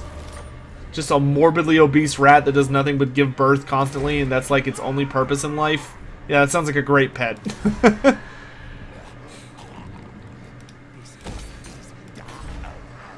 Alright, let's run in and try and get an ambush here and do some more damage. Ambush, yep. Alright, so she's dead. We will eat them. That way we can heal up some more. And then we will attack and then fall. Oh, we're actually doing pretty okay health-wise. So yeah, let's go ahead and lay siege. Don't need a battering ram. We just need siege towers. Sounds good. Yes, yes. The cutest lizard men. That probably would be. That'd either probably be Teto Echo or. Probably be Teto Echo. Maybe. Oxyodal. If you're into chameleons, Oxyodal's kind of adorable. Alright, so Malekith is officially attacking us. We are not going to surge out. Oh my god, that is so many characters. We are not going to surge out and fight him. We are going to park our butts right here and wait.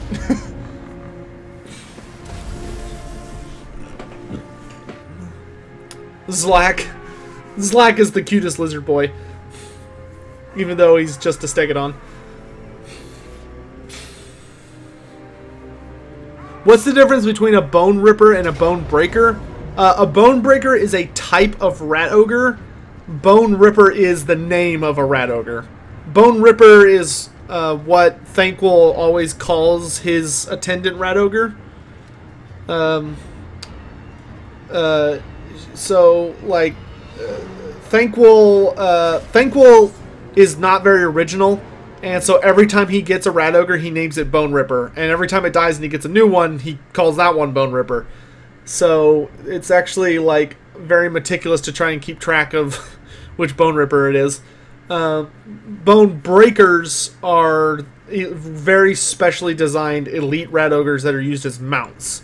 They're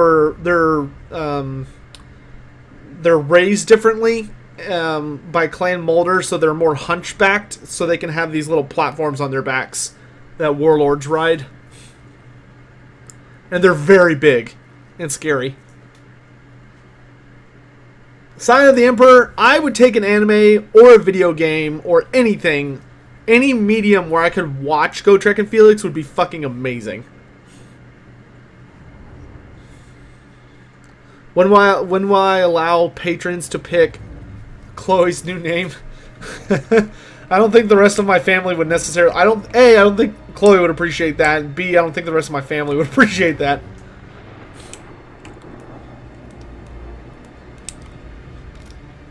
Oh, jeez. Because knowing my luck, I'd be like, hey, guys, what should we name Chloe? And, like, everyone would just vote for Dog McDogson. Or Dog McDogface. Because internet is just internet. You can't. The internet's reliable at being just a complete dipshit. If given the chance. Alright, so we're actually going to play fairly defensive. Normally I'd rush into their face and just bash them to death. But we've got the artillery.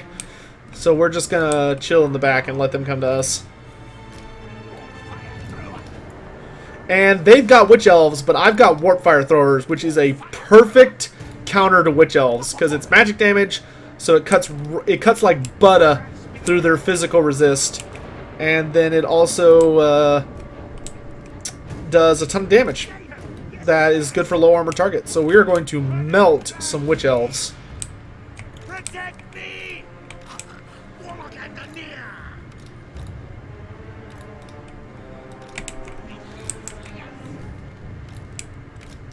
How are you all doing today, by the way?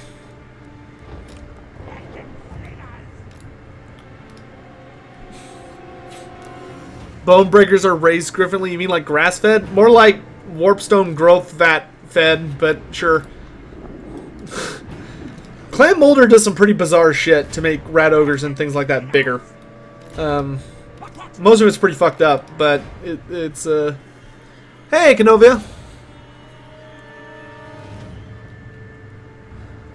You're Gucci.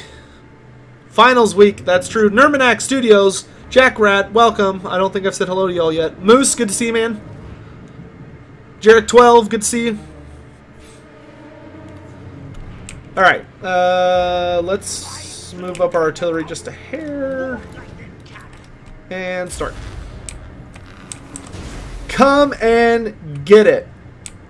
Alright, she does have it. Oh, she has a cauldron.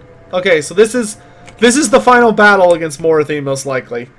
She does have a bit of an empire to the south of here, but we should be able to, if we can crack the ancient city of Quintics and not get wiped out like we did last time we attacked it, we should be able to gain the upper hand in this battle at long last. Okay, we need to focus down this Death Hag as quickly as possible.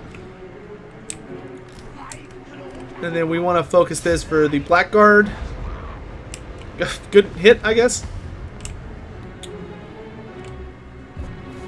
Procrastinating on studying? Yeah, I feel that.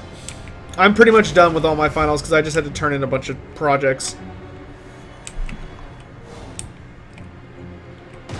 Sweet lord, that was a lot of damage. That must have been like a Melcath's or something. She is taking like 0 damage from this. Oh, she has the scroll of shielding on her. Well, look at the AI being all clever. Shoot Morathi instead. Yeah, that was a good volley. We'll wait till this scroll of shielding wears off. Sneaky, sneaky AI. I didn't think the AI could be that clever. Alright, now we'll focus the Blood Cauldron again. Alright, here they come. Prepare for charge! Alright, we're going to throw down the Clan Rictus stone right here, which is going to give us all an anti-large bonus of like 35 or 32. Globadiers, I want you to focus down this thing over here. As soon as Morathi lands on the ground, lads, you tear her up. Do not flee! Hold the line.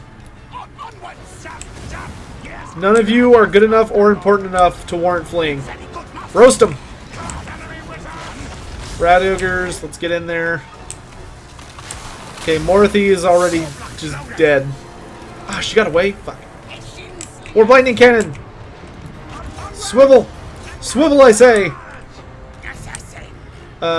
You go after this Death Hag with Tretch. We'll pop this. We'll pop this. I'm gonna pop Trophy Heads. Standard die, and let's throw down this over here. Poison Wind Globadiers. And I need some magics. So our line is faltering on this flank.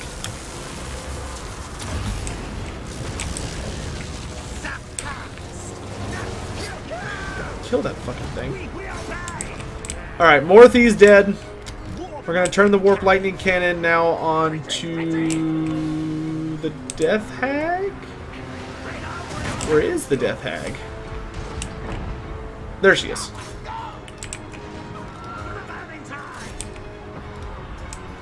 Oof, our battle line is taking a beating. Warp Fire Throwers, I don't know what the fuck you guys are doing, but get back here. Into the fray!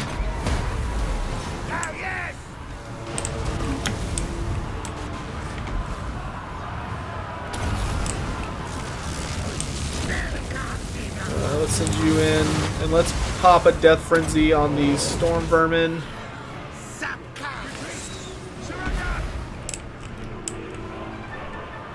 Alright, we want the catapults to start focusing enemy ranged units.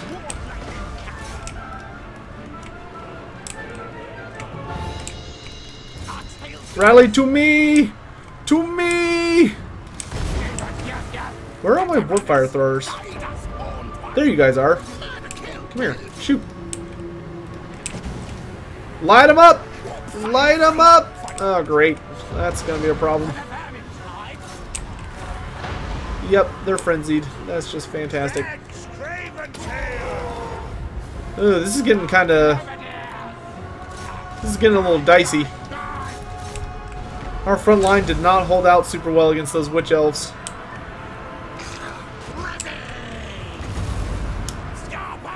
See, I need to get Oh, great. Now he's frenzied. Okay, we need to pop a trophy heads on this hag.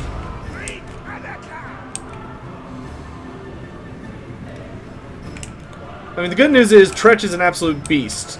I don't know if that alone, though, is going to be enough to carry the day. We'll have to find out. Wait, Clan Rats, I want you on the Witch Elves. Storm Vermin, I want you on the Blackguard. Or Lightning Cannons. Yeah, that's fine. If we could eliminate all the enemy characters, that would be good. Ugh, God, this is going to cost us in casualties something fierce. Do an explosion. Tell you to get in there. Let's have you guys fall back and resume just shooting. Especially at these Blackguard. We're going to have Tretch and the Assassin tear into these Blackguard. Pop the armor.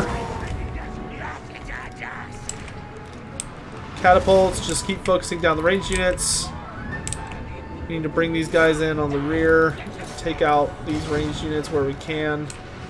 Rat Ogres. Go for the hand bows.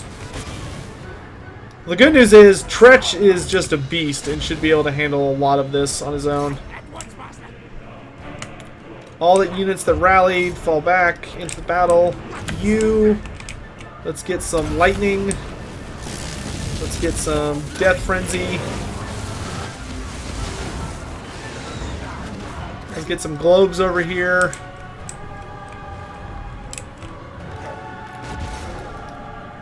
Tretch and the Assassin. Let's go take out the Death Hag. Get her off the field. If I think I might lose, the stream could conveniently crash. Oh no! I just lost all the information of me doing bad. Who would have thought? Who could have predicted such a horrible turn of events? See if I can get another really good Warp Lightning down here. God damn it. I want it on this unit. I smell failure. I need to wait until they get about there. Okay, I'm going to let the Assassin go finish off her. Tretch, I'm going to go just take out a couple of different units that are being nuisances. Here, you can run in here and help. Jeez, this is really coming down to the wire. I was expecting this fight to be vaguely close. I was not expecting it to be a complete, like, shit show. Oh, victory is at hand! Alright, so the armies of Quintics are broken. God, they have so many Blackguard. So we need to run down as many people as we can to just make it harder for them to hold the city when the time comes.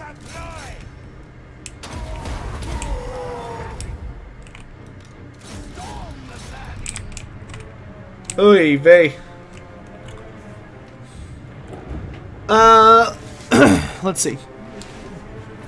What's the name of the blind-looking, poisonous, Carnosaur-look things? The Troglodytes, yeah. I hope they make on the Lizardman DLC. Me too. I hope we get it sooner rather than later. Honestly, I don't really want the Skink Oracle as a lord. I would rather get, like, Tenenhuan as a Skink legendary lord, and then the Skink Oracle would just come on the Troglodon. I would actually like to get more Slaawn variants, like more Lords of Magic. Like, if we could get, like, a Shadow Slaawn, or a Death Slaawn, or a Life Slaawn, or a Fire Slaawn, like, there's so many more variants we could use of the Toad.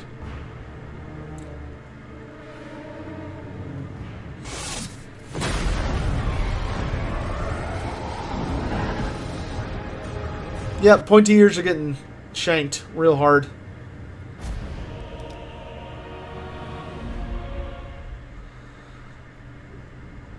Alright, so they did outnumber us, which is not great for Skaven. Oh my god, look at all those kills. Holy shit, these things are a menace.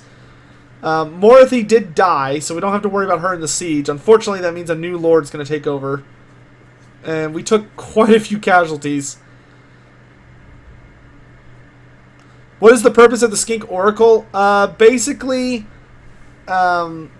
functionally what he was is he was this little guy that would run around and had a very small chance to help you generate more magic. And he also had what he was really used for, or what he was meant to be used for, is that you could use him as a conduit to cast magic through with the Slawn.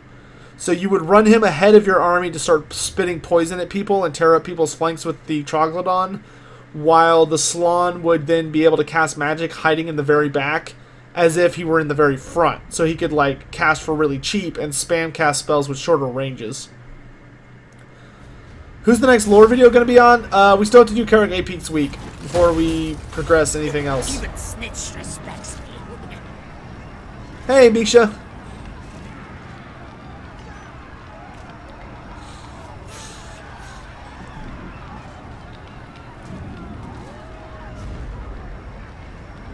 Iggy Boom, I have not watched it. I generally don't watch lore videos on other channels unless someone has like specifically requested me to do it. I'll take a look at it though.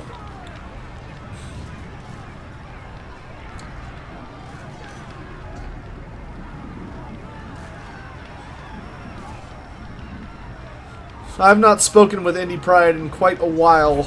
Not for any particular reason. I think we've just both been busy.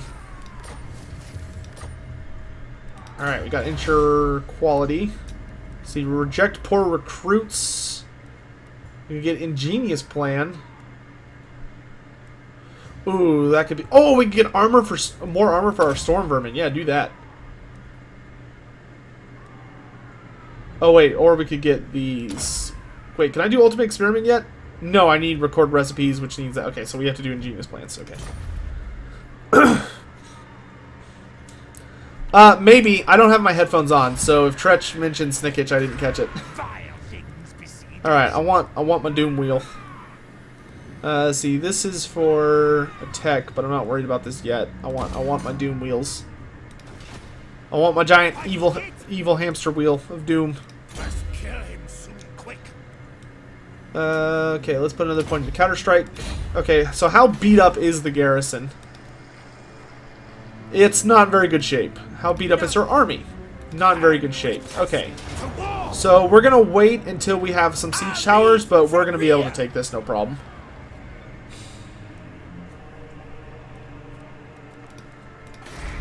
Malekith is going to continue being annoying. I guess we should recruit a hero. Do assassins have assault units? They do!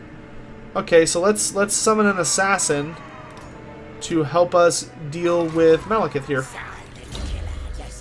So let's give him 2 points in assault units, and then we'll give him 2 points in specialist.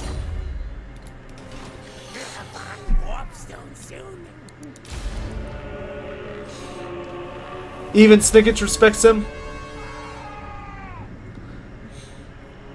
More like bitch vermin. Oh, yay! The Temple Guard. So, the Slawn are now at war with these two. So, the Lizardman just saved me.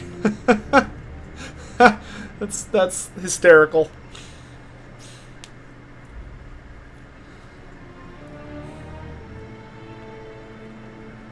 What's my favorite unit in the trilogy so far? Oh, dude, Carnosaurs, man. I love Krokgar and his Carnosaur. It's such a fun model. Yeah, really, Mazda Money. Yeah, Mazda Mundi, I guess, decided he had had enough. Man, he just slapped him into oblivion. Oh, look at that, they confederated. Oh, great. Oh, wait, no they didn't. Wait, who just... What? When did Morathi... Oh, Morathi confederated with Clark Arand. Great. Just fucking great. Well, at least Mazda Mundi is on my side now. Maybe we can be bros until I inevitably betray him in the future. Cetron Chariot of the Gods is pretty cool. I would like it if the Chariot of the Gods was a little, like, better. Would be my only request. Alright, so right now what we're going to do is we're just going to save up money until we can get the Hell Pit Abominations, this level 5 building, and that way we can get our super armies together. That way we can finish specking out Tretch's army, including start focusing on his quest battle, and we can get Skarik an army worthy of his name. And then we can do the Vortex quest.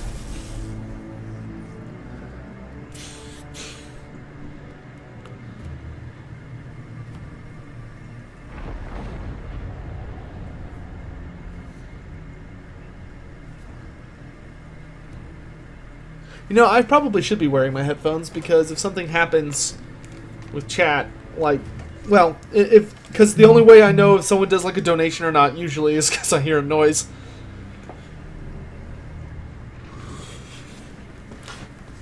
So I'm going to put my headphones back on.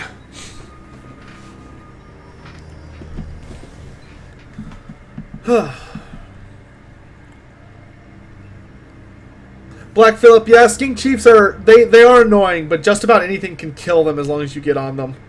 Shooting attacks will melt them, and if you have a flying unit or a flying character, they will absolutely demolish them.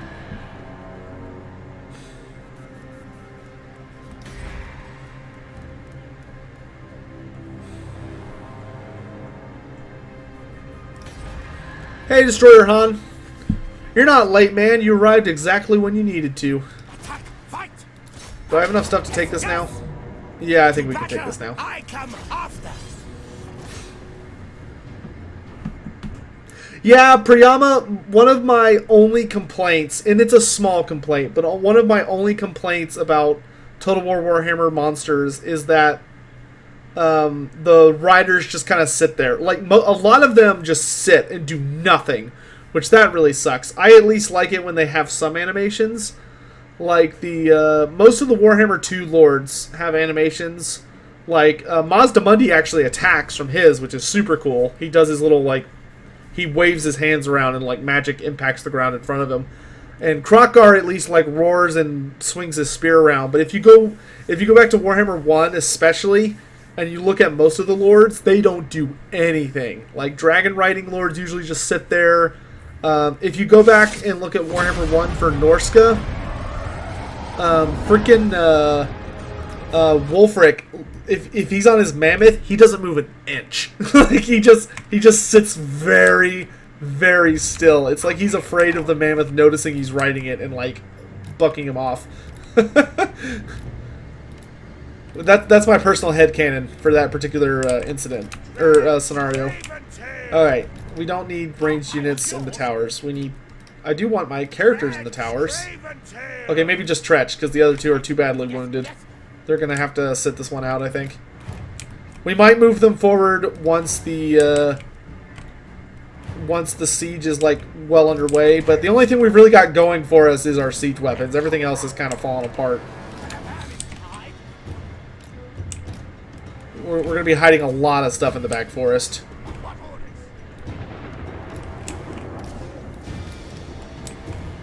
I feel like Tretch is going to, like, single-handedly capture this keep. Okay, I want you to shoot the units on the wall. I want you to blast the gate open for me.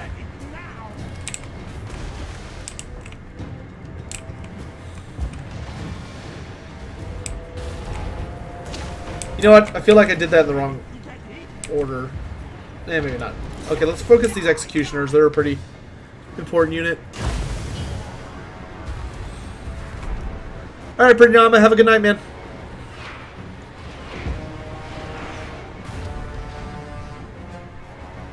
No, the mammoth does not really fit Wolfric. I don't think in the lore he would have ever chosen to ride a mammoth. But it is a cool mount. Alright, Cold Rage, see, man. For all of you who are maybe heading out for a little bit to go do stuff, just keep in mind that we will be moving. The next stream is on Twitch if you haven't seen the schedule. This stream ends in roughly 20 minutes. And after this stream ends, I go on lunch. And when I get back, we'll be on Twitch. We will not be back here on YouTube. I like how this unit got fucking stuck. Dipshit.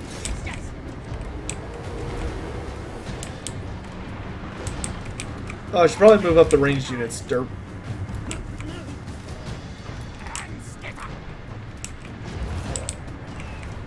Alright, send in the Rat Ogres. Tretch, I want you to go kill the enemy Dreadlord.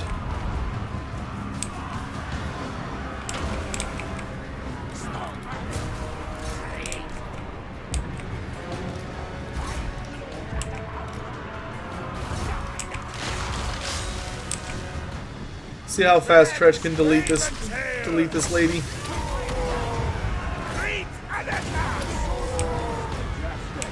Oh, the gate's gone.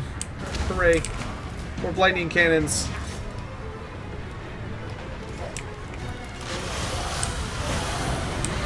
Yeah, I think Tretch has got this.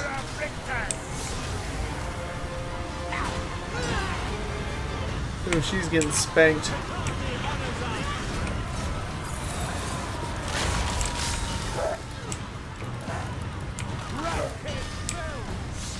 Rat Ogres, why don't you go claim the center of the city for me?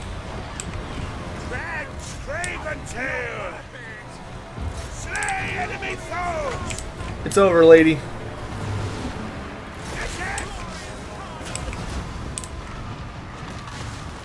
And shank.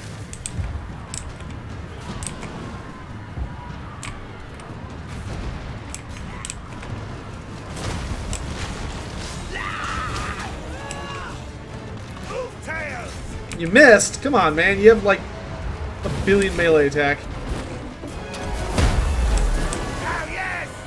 Fast, fast. And stab. Okay, she's probably dead. Yep.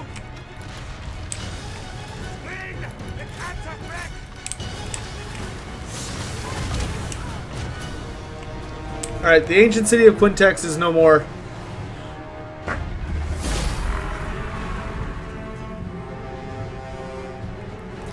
Yes, the Destroyer Han, if you look on the YouTube channel itself, in the community tab, or if you look at my Twitter account, or if you go on the Discord and look at pinned comments, I have posted a full schedule for the week, and the schedule includes where we will be streaming at what times.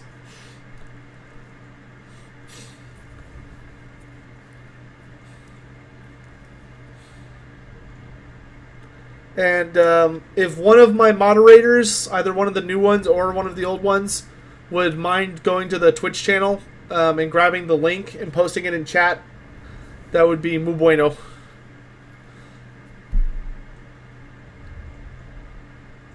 A link to the Twitter would also not hurt.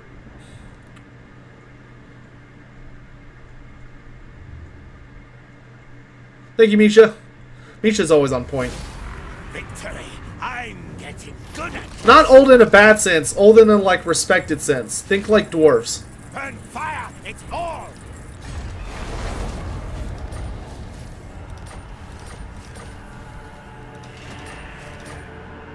Call me. I would never disrespect Misha. Dude, Justin, you're too slow. Misha's got that lightning speed.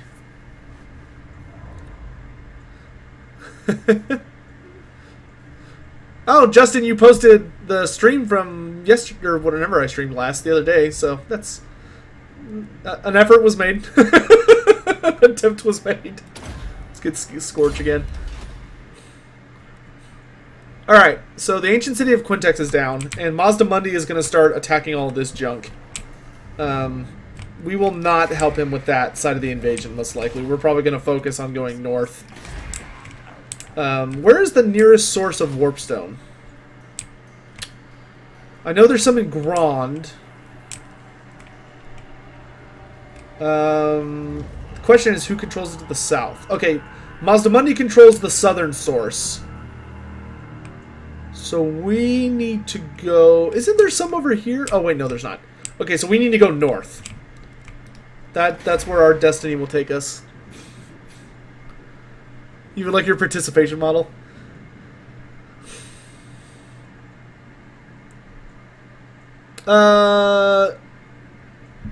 Archaon killed Grimgor. Grimgor did headbutt Archaon, which shattered the Eye of Shirian, which was critical to how Archaon lost the war.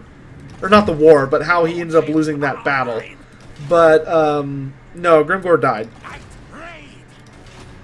Grimgor put up a hell of an effort, though. Jack Rat, you're thinking of the Storm of Chaos, which was the 6th edition version of the End Times, which was a completely different alternate universe. In that version, after Archaon defeated Vol'tin, Grimgor ran up behind him and attacked him. No, he didn't get hit in the nuts. That's a meme. He runs up behind him, and they fight very, very briefly. But Archaon was exhausted after fighting Volton, who was like Sigmar returned and wielding Gol Moraz. And Grimgor headbutt him and just beat the shit out of him.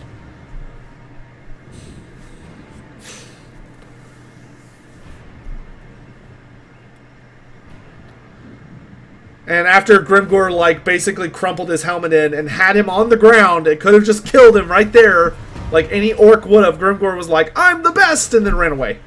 And there's a lot of problems at the end times. Just a lot of goofiness happened. Alright, so we're going to retreat out of here because this land is chaos corrupted and it sucks and I don't want to be here anymore.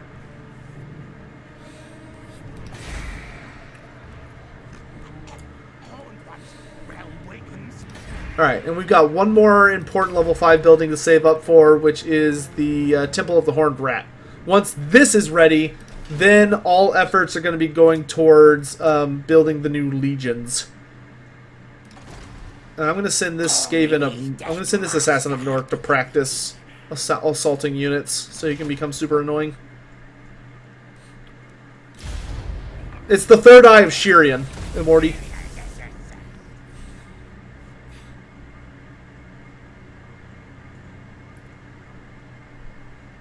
I wish Cetra versus Kolek had happened. I mean, it's fine for people to like speculate about it, but it's essentially a fan theory. That being said, Cetra did kill a Shaggoth during the end times. It is 100% canon that he killed a Dragon Ogre Shaggoth. It's just not official that he killed Cetra or Kolek. What did I miss? Hello, Barty. Just us. We've burned the ancient city of Quintics to the ground. Mazda Mundi is now fighting against Malekith and Morathi, just like we are. So we're kind of united in purpose. Obviously, I will betray him when it's the most convenient, but that time has not yet come. And right now, what we're doing is we're retreating to Hotek's column with Tretch to get an upgraded army. And we're also going to build the Temple of the Horned Rat so that we have everything we need.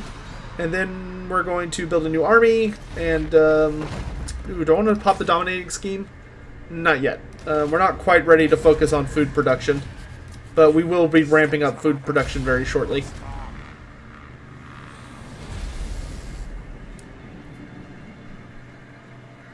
Oh, whoops, I forgot to do something with my assassin. My bad.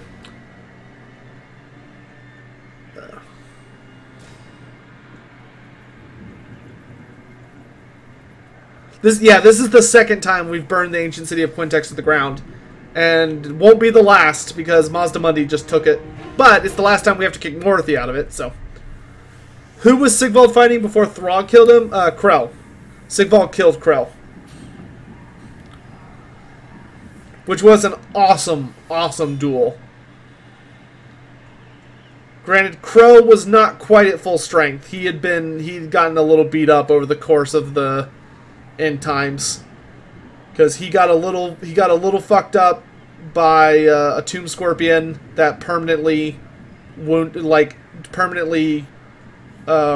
him, and he got a little fucked up by Thoric Ironbrow, who broke his binding a bit. Sneaking, open gates.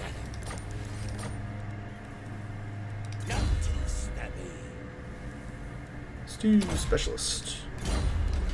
What's the ancient city of Quintics in the lore? It is a thing on a map in the lore.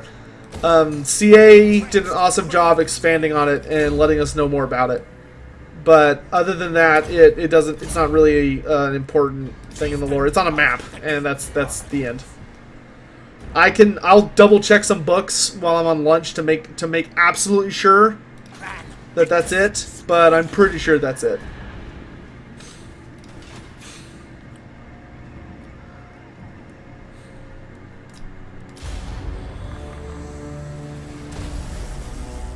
Do I think once the DLC gets in, there will be Albino Guard? I could see the Albino Guard being a Regiment of Renown, yes. Dude, Krell's axe is fucking bonkers. It is one of the scariest fucking items in the Warhammer universe. Which, considering it's not like a god tier item, like, you know, it's just a really powerful chaos weapon, it is a scary piece of weaponry. Alright, Justin Mackey, peace out, man. What's my opinion on the ritual sources for the different factions? Wait, what's your opinion on the ritual sources for the different factions are in the same location? What do you mean, the Destroyer, Han? Crimson Guard would be another great regiment of renown. Oh, I want both, though. How come there are no Beastmen in Nagaron and Lustria? There are, Geriberto. There are, they're just not represented in this game. There's a ton of Beastmen in Nagaroth. Even in this game, there's like two Beastmen factions that start here. And they just hang out here and are super annoying. Is there enough lore to do a video on Krell before Kimmler? Yeah. Yeah, Krell could easily have his own video.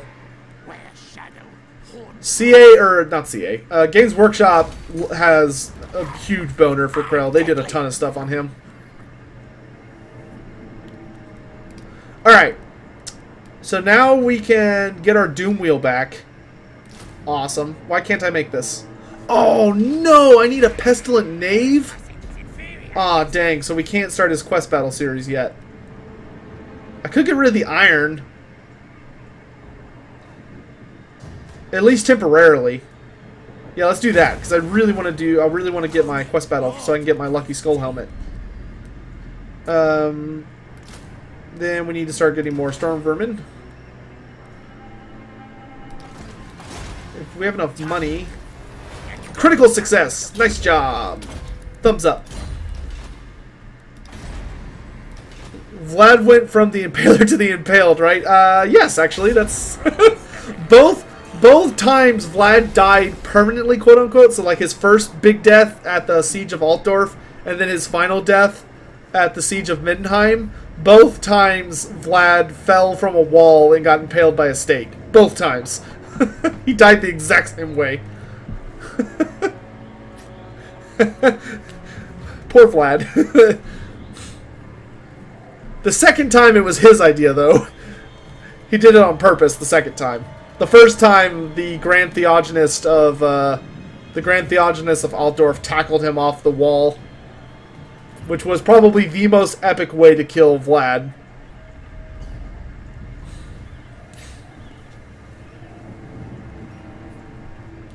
Yeah, the Fey Enchantress got super fucked up in the Bretonnia in general got fucked up in the end times.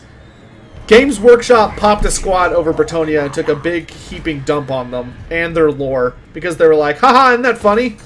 And everyone was like, yeah, great job. Great job.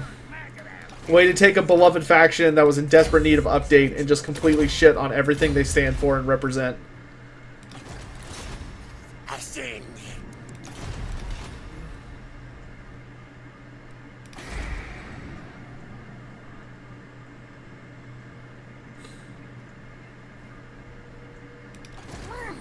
Send slaves.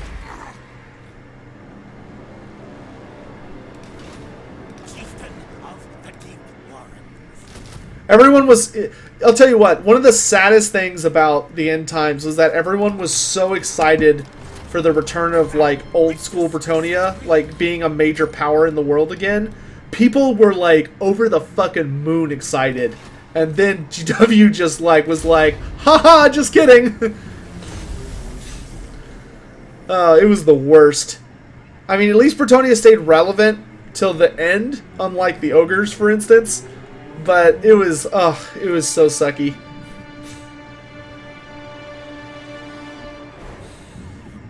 Krokkar versus Arthas? Once again, I don't feel confident answering that because I don't know enough about Arthas. Pretty sure I'd go with Krokkar because Arthas got killed by a bunch of rinky-dink heroes. Krokkar would have none of that shit.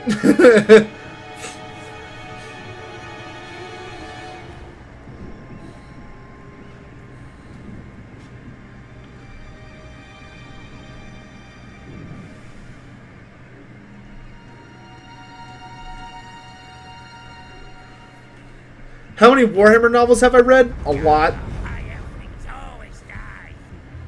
Arthas can raise hundreds of thousands of undead minions. That's true, but Krokkar has Grimlock. I mean, come on, let's be real.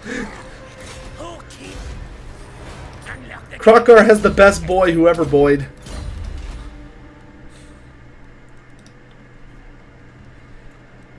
My raiders. Alright, I'm not going to put a help in this army, because I don't think we need it. I'm going to give it to, what's his face instead. I will pick up another unit of Rat Ogres. We will pick up a unit of Deathglow Bombardiers. And then I need one more of each Storm Vermin. And then next turn we'll probably get some Poison Slingers and be done. That'll give us a nice... So we'll have a nice mixed theme of Eshin, Scryer, with just a teeny bit of Molder supporting our Clan Rictus Storm Vermin.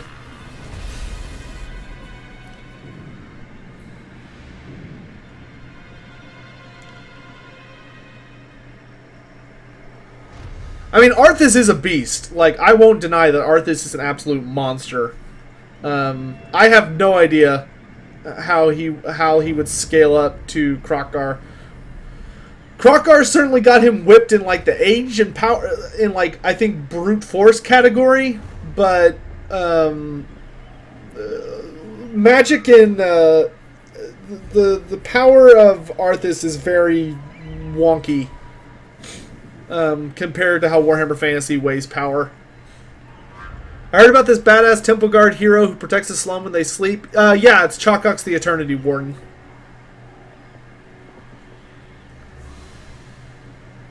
Yeah, Arthas does tend to run around on foot, being all menacing and killing his dad and stuff.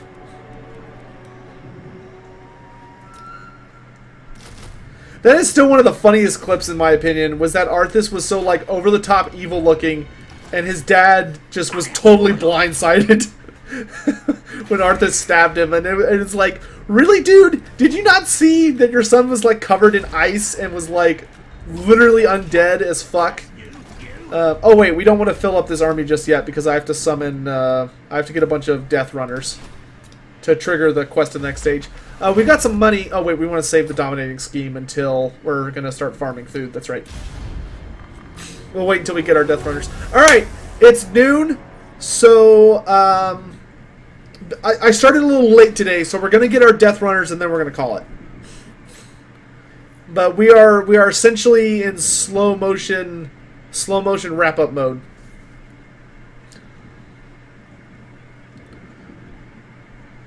Just a reminder, after this stream ends, I'll be taking I think an hour-and-a-half lunch to walk the dog and do some other stuff and eat lunch.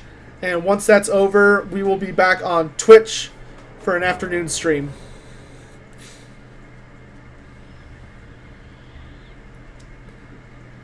And we will not be back on YouTube for today. I think this is it for YouTube today.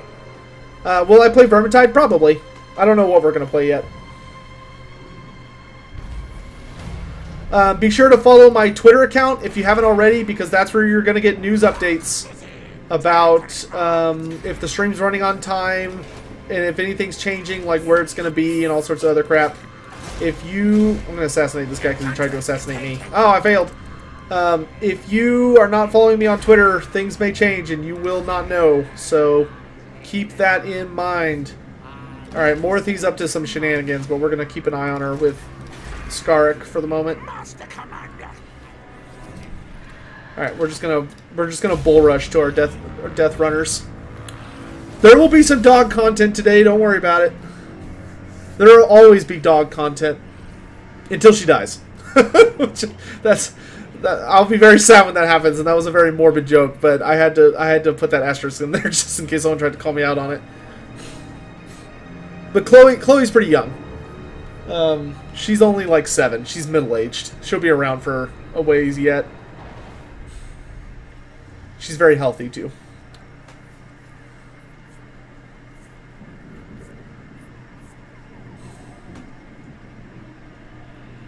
Buy more doggos.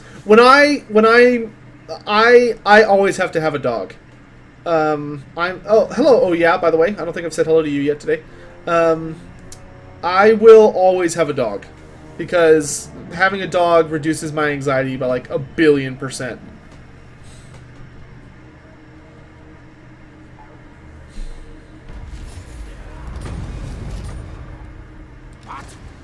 Adopt, don't buy. That is 100% correct. Always should adopt from a shelter. Chloe actually had a super sad story before I got her. Maybe I'll do that one day for like a Sunday video. I'll do a lore video on Chloe and tell y'all what Chloe's deal is. She had a very, very rough start in life. Which units did the Amazons have? Oh gosh, I'd have to look up some stuff.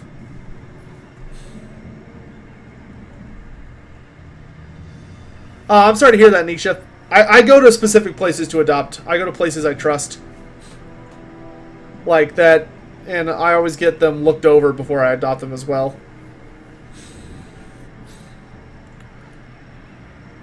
Chloe versus Teclis, it would obviously go to Chloe because Teclis could not bring himself to hurt such a gorgeous animal. He would just have to commit suicide if forced with the decision.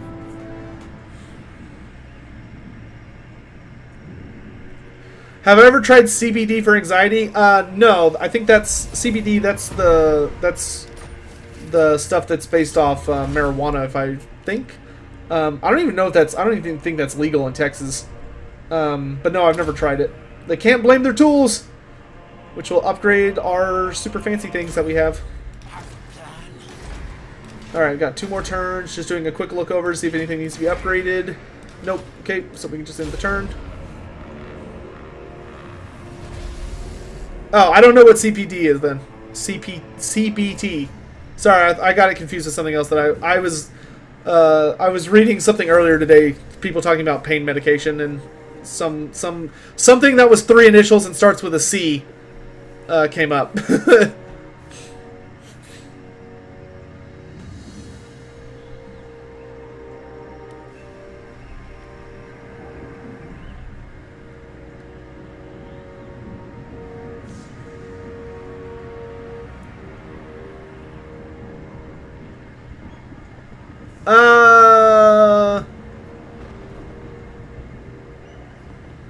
Hey, if y'all are asking me a question, specifically me, and like you don't want anyone else from chat but me to answer it, be sure you use @Loremaster of Sotek in the question. Otherwise, I'm not going to see it. It's chat. Our chat is starting to get busy enough now, which is awesome.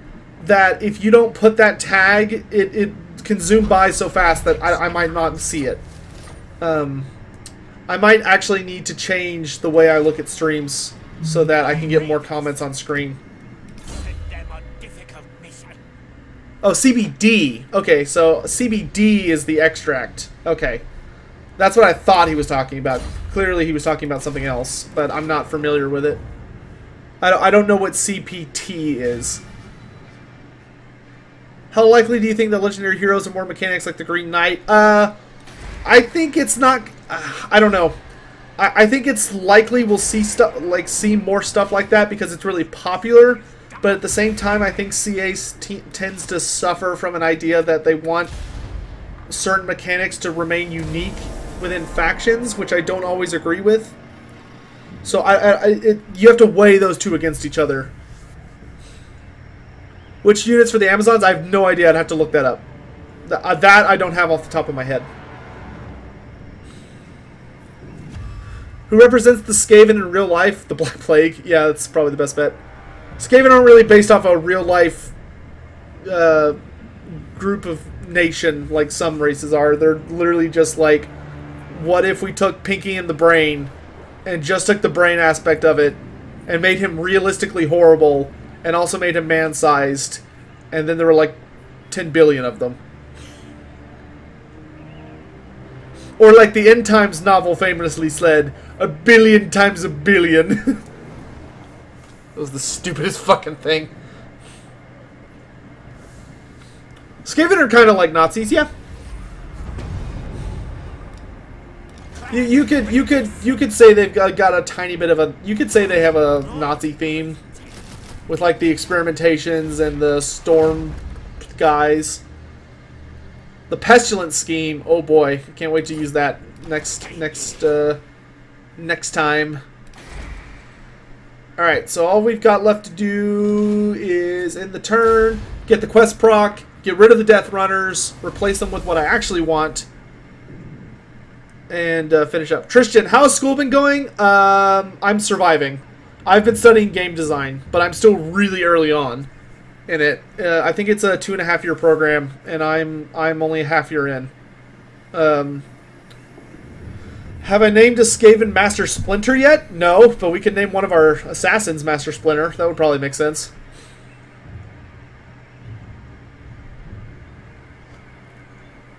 Don't fucking attack me. I'm busy, AI. What's the infamous quote from the Empire that talks about the Kurgan? The only one that comes to mind is that... I don't remember the exact wording of it. There's a quote that's essentially like... it's like horrible to fight the... It's horrible to fight them, but it's worse to be captured by them. Like... there's a quote from the Empire that has something to do with saying, like, if you fight the Kurgan, it's better to die than to be taken alive. Alright, so we accomplished this quest, which I read off last time, so I'm not going to read it again. Alright, so earn the following amount from raiding. Tretch's heightened suspicions keep him in a state of... You know what, we'll read this next time, actually. Let's do it that way. Alright, get rid of the Death Runners, because I don't really want them in my army. I would rather have gutter runners with poison. There's something else I had in this army. What was it, chat? I've got 3 of each storm vermin. I've got 5 ranged units, 2 rad ogres, a doom wheel, 2 siege. Maybe we can fit in a death runner unit, or we could get just another storm vermin.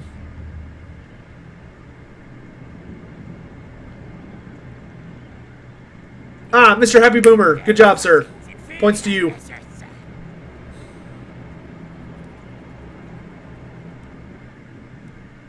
I don't really want to help it in this army. We're going to put it into a different army. I think we got enough Globadiers. I don't want any more ranged units. Chat, should we either put a Death Runner or more Storm Vermin?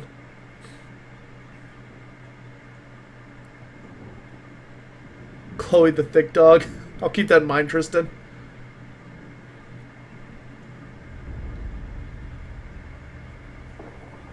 Hey, John. Storm Vermin? Okay. We'll just grab a basic unit. Nah, we don't want Plague Monks in this army. There's a time and a place for Plague Monks, and this army is not it. Which I'm going to actually decommission that. We're going to put, we're going to unleash the Plagues in Bleakhold Fortress. Not here. Okay. So we will do a quick little thing here. Wait, no, don't do that. Do this. Sneaking, open gates. Nicely done, nicely done. Okay, we're gonna get our army ready so we can just start off next time, and then we're done. How long have I been streaming? I started at about 9:45. So it's been about 2.5 hours.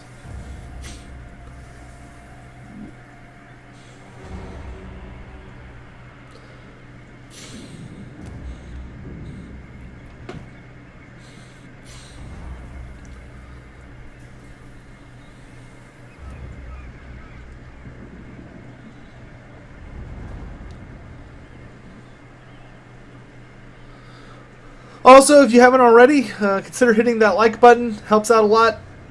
Helps raise the stream so that other people have a good chance to see it, which gives more people to see it, which after it ends, I add in I add ads to them, which of course helps me pay for my medical bills and just life in general. But thank you all for coming by today. It's been fun. I managed to survive through it, and we will be back this afternoon. Even Snitch respects me.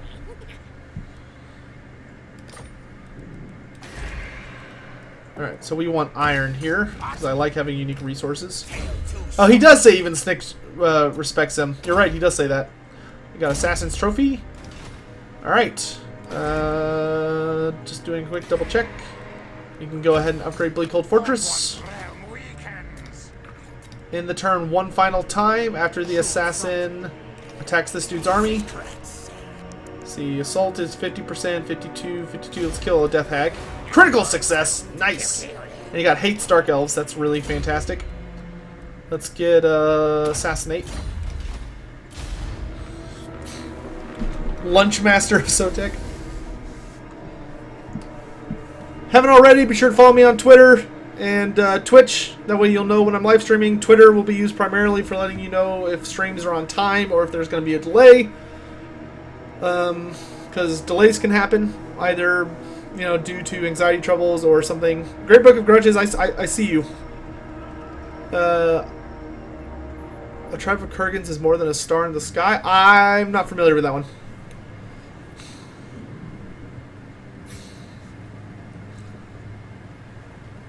That's not ringing any bells.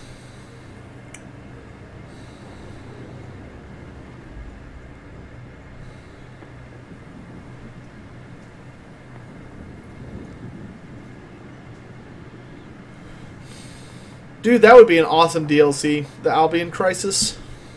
That would be fun.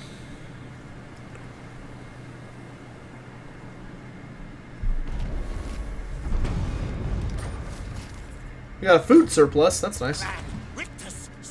Alright. We are officially done for today.